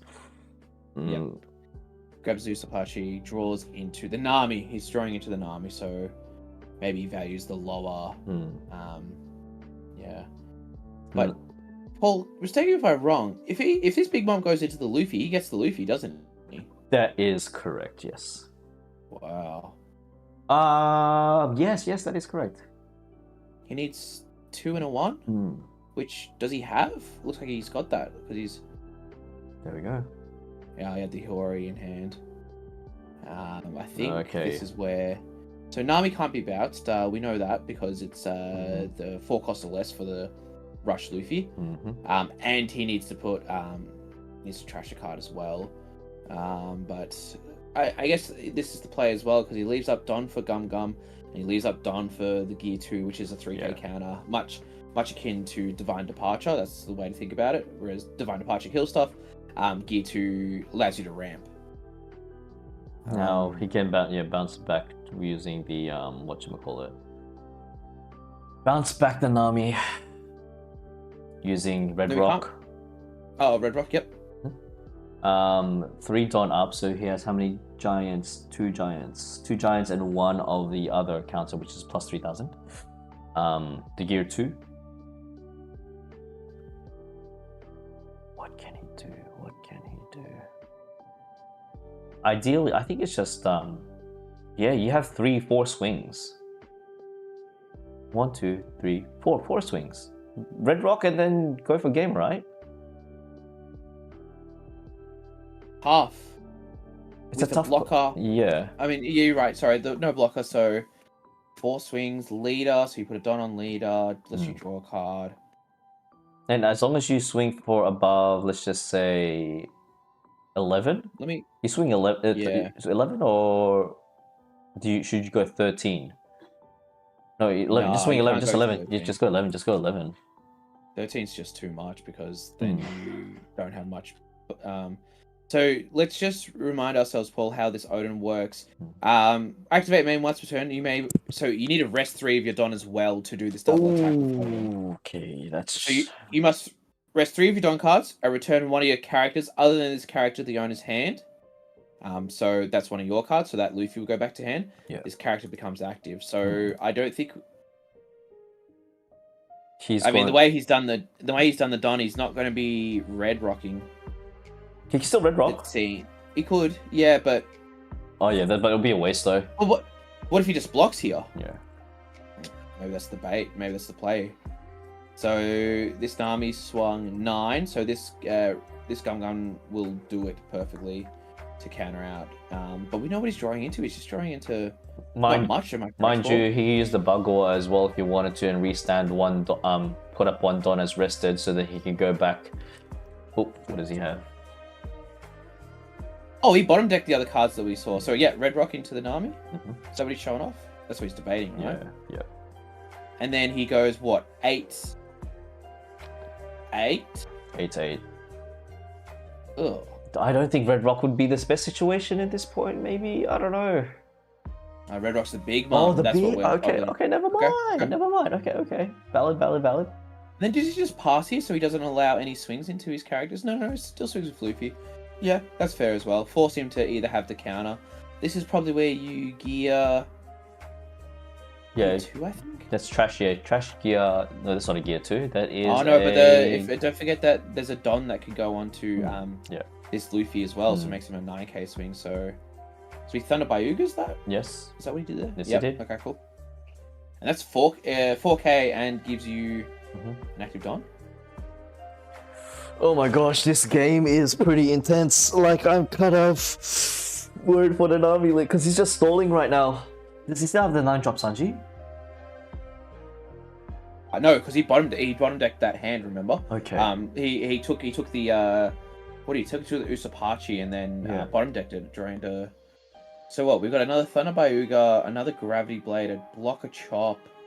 He can only take, so using the leader ability, he can only take Straw Hat characters. Correct. So he can only Nami is the only choice here. He needs to pretend he's thinking about it because that Chopper is Foxy Pirates only. Because he, spoilers for the anime and manga if you're not up to date with the Foxy arc. Come on, get better. Chopper goes to the Foxy Pirates for a bit, and this is when he's a certified member of the Foxy Pirates.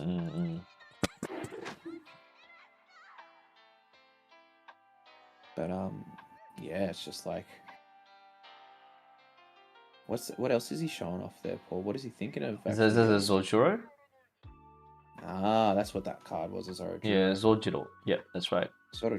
And then puts it back on top to then draw into the Namis. I was thinking. That is correct. So then he can draw 3 trash and just siphon through. This is so scary. Like, we don't even know the last. Oh, that's it. Nope. We don't even know the last two life cards. Oh, Paul, we are having a game. Is this like one of those games where Blue Purple Luffy just wins because it outvalues because it's essentially drawing 2 per turn? Yeah. That it could be. And don't forget now, Paul, this Odin can't double swing unless a small character comes to board. Yeah. Okay, now they're doing tiebreakers. So right now it is turn 0. 0, 1, 2, 3. If you aren't familiar with timer. Yeah, that's right. So if you aren't familiar with tiebreaker rules, how it goes is within 5 minutes you have to complete turn 0, 1, 2, then 3. So each player gets 2 turns each. At the end of that, the player with the most life wins. If both players have the same amount of life, it's the amount of cards in deck that win. If both players have the same amount of cards in deck, therefore it's the player with the most amount of characters on the field wins. If both players have the same amount of characters on field, then therefore it's the last person that took life wins. Oh boy. It's that convoluted, yes. You just got it out that. Yeah. Okay, draws for turn. What does he have? Grav Blade? Can you imagine if you top deck a Grav Blade?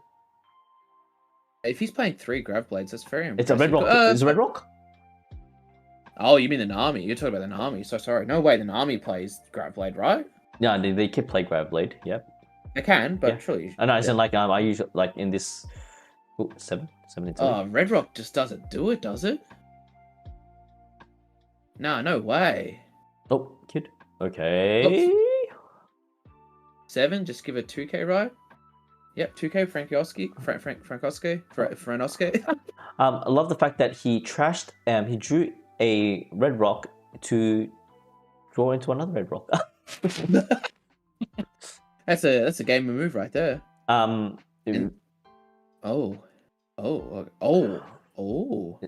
Two. Does the Luffy take their own Red Rock now? And here we see Paul, like, feels like the value of this Luffy drawing 2 per turn is slowly getting into rhythm. It's kind of scary at the same time because if both players are down to 0 life. Oh, true. It's going to be tiebreaker. Yeah, so I forgot we're in tiebreakers. I was just like, the value doesn't matter. So right now it's all about like, okay, 6 into lead. He has to take it. 6 into lead. He's going for game. Does he have rush? Oh, Kikunojo. Does he have rush? No, he doesn't. Wow, he's just taking it. Oh, that's Big fine. Mom? Yep. Is he going to put something into life? Yep. Yeah, Big Mom. Does that heal him? And then what? He has to defend, right? He has to defend. That is correct, sir. But he has no life. No Don. So he can go for a double swing. Oh, what? 0. Was it 0 on Oh! Oh, Paul! What?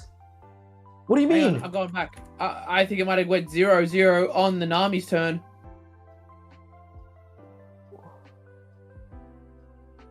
No, hold on. Wait. Repeat that. What just happened? No, it went 0-0 on the blue purple Luffy's turn. So No, but it doesn't like.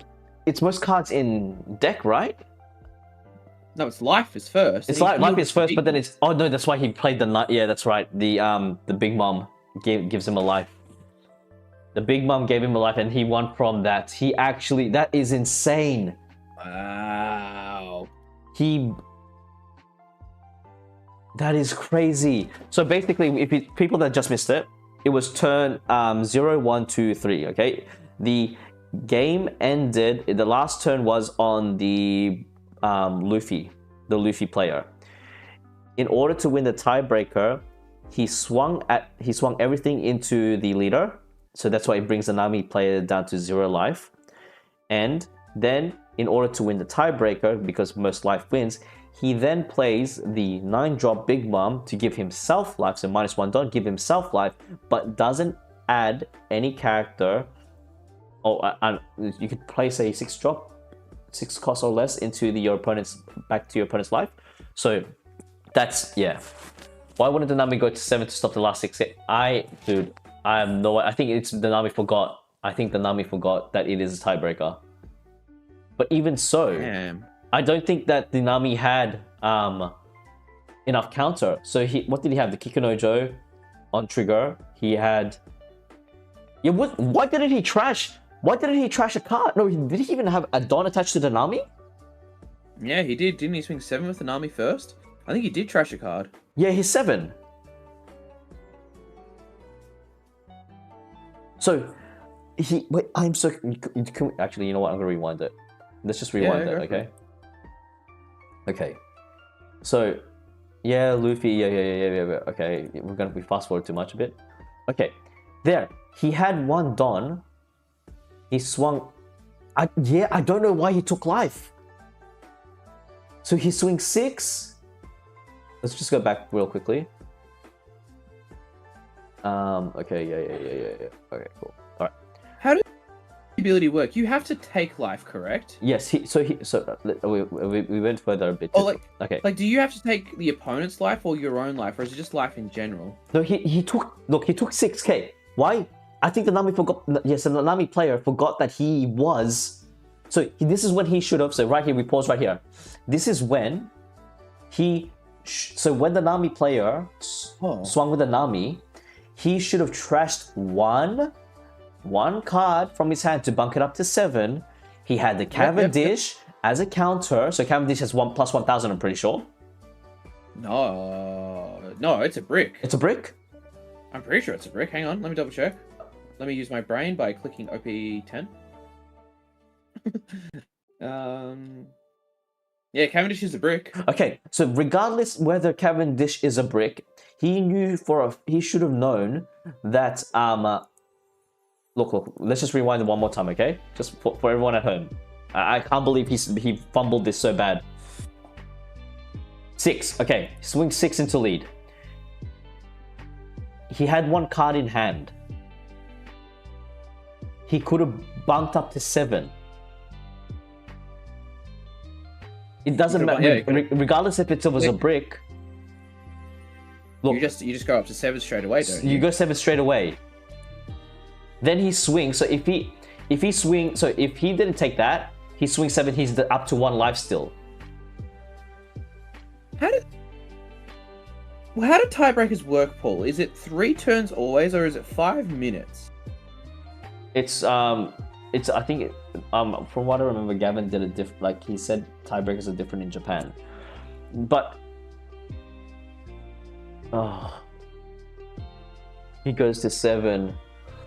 Yeah, so Vitro also says, that's what I thought as well, because when we were watching that game, when the Luffy heals, yes, I thought that there was another turn, being Nami's turn being the 3rd turn. Yeah. And obviously this must be how Japan's tiebreakers work. We need to figure this out. All right, I'm gonna go back to the tiebreaker because I didn't. I can see that. Let's just say, all right, type. Okay. So here they're explaining the rules here. So 5, 4, 3, 2, 1. Tiebreaker. Now, actually, I'm gonna time this. Can we time this? Because I have a feeling maybe it might be slow play. I think it was slow play.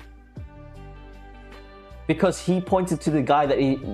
Look at the hand gesture, yeah? Watch the hand gesture. Oh, you're saying the judge is like you're slow playing right now. Look. From 2, 1, watch this. The judge points to the Nami player. So it's tiebreaker, yeah? Yeah. So they're explaining it. So he points to this person first. So it's currently his move, by the way. Is there no turn 0? Is there just turn 1? 1, 2, 3. Wow, so there's no 0. Guys, if you're in Japan, if you're a Japanese player... if you're in Japan, go watch the real stream. Go watch us. Guys, let us... How does it matter? Like, please let us know if we might have made that an incorrect statement. But I'm pretty sure. So turn 0...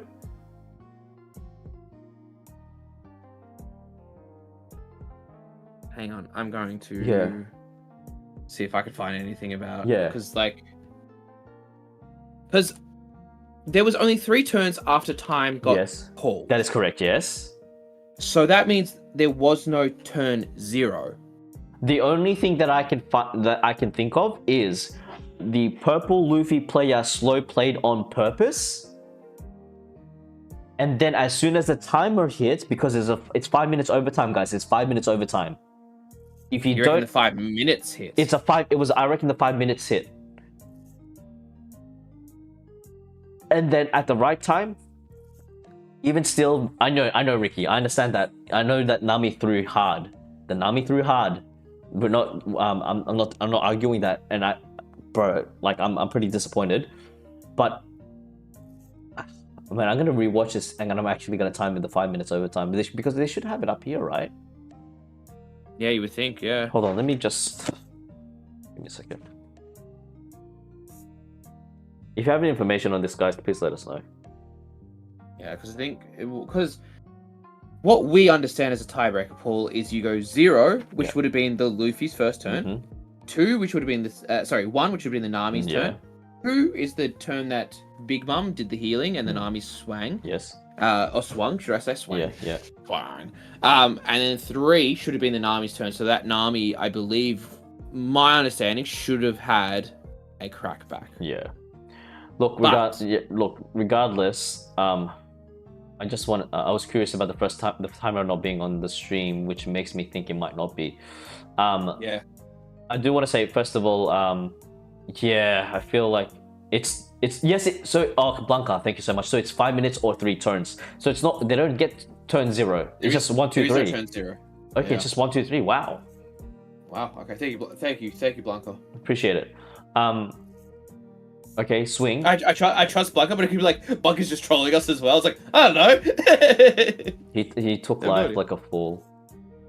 Yeah, he just needed that first swing. Should have just been get rid of the red rock and stay at 7 and go from there. But it was turn 0 on the Nami as the time went out. Okay, it was a time. Really? Yep. Okay, it was turn 0 as time went out on Luffy's turn. Wait, that doesn't make sense, does it? It was turn 0 on okay, as it went out on Luffy's turn. Okay. So as in when it went to 0, that was turn 1. So when it goes 0, that instantly becomes turn 1. Yep. Which is different to what we understand. Yep. Look, guys, congratulations to the Luffy player. Apologies if I said that you slow played. people are upset though. Yeah, we're all upset. But I do want to say we have new information. So I'm just gonna fast forward this real quick. This will do. New dates. New dates coming up. 6th of 6th of June. It seems like there's gonna be a couple of regionals up. A couple of regionals. So Tokyo, Hokkaido, Kyoto, Hiroshima, Fukuoka, and Miyagi. So a couple of tournaments. They will be streamed. So 1st of June, 8th of June, 14th of June, 22nd of June, 29th of June, and so on and so forth. We're going to be busy, sir. We are going to be very busy. July's going to be the Palm and Gorm month. Yeah. PK did mention Nami death throw just for the last turn. He's only literally stand doing nothing, and I have to agree on that. Ladies and gents, that concludes the stream. Thank you very much for the people that have subscribed and liked this video and has stuck with us throughout the whole entire stream. Yeah, thanks for all the 200 people that we got to at one point. Yeah, fantastic. Gorm, any final words? Thank you guys again. Like and subscribe Bulbasaur's YouTube channel. Check out our Twitters as well. You're Bulbasaur on Twitter. I am Gorm TCG on Twitter. Paul, God, I love spending time with you and just talking One Piece. Oh, dude, it was a great stream. Very unexpected, very underwhelming ending. Very underwhelming. Thank you very much, everyone. Whether you are in in America, Europe, would like to Brazil, a good morning, a good afternoon, a good evening. Please make sure you get some sleep. Shout outs to Liquid Zeus. Make sure you get some sleep, mate. Have a lovely day, everyone. Evening or good night. And we'll catch you later in the next stream. Thank you very much. Goodbye. Bye all. Bye.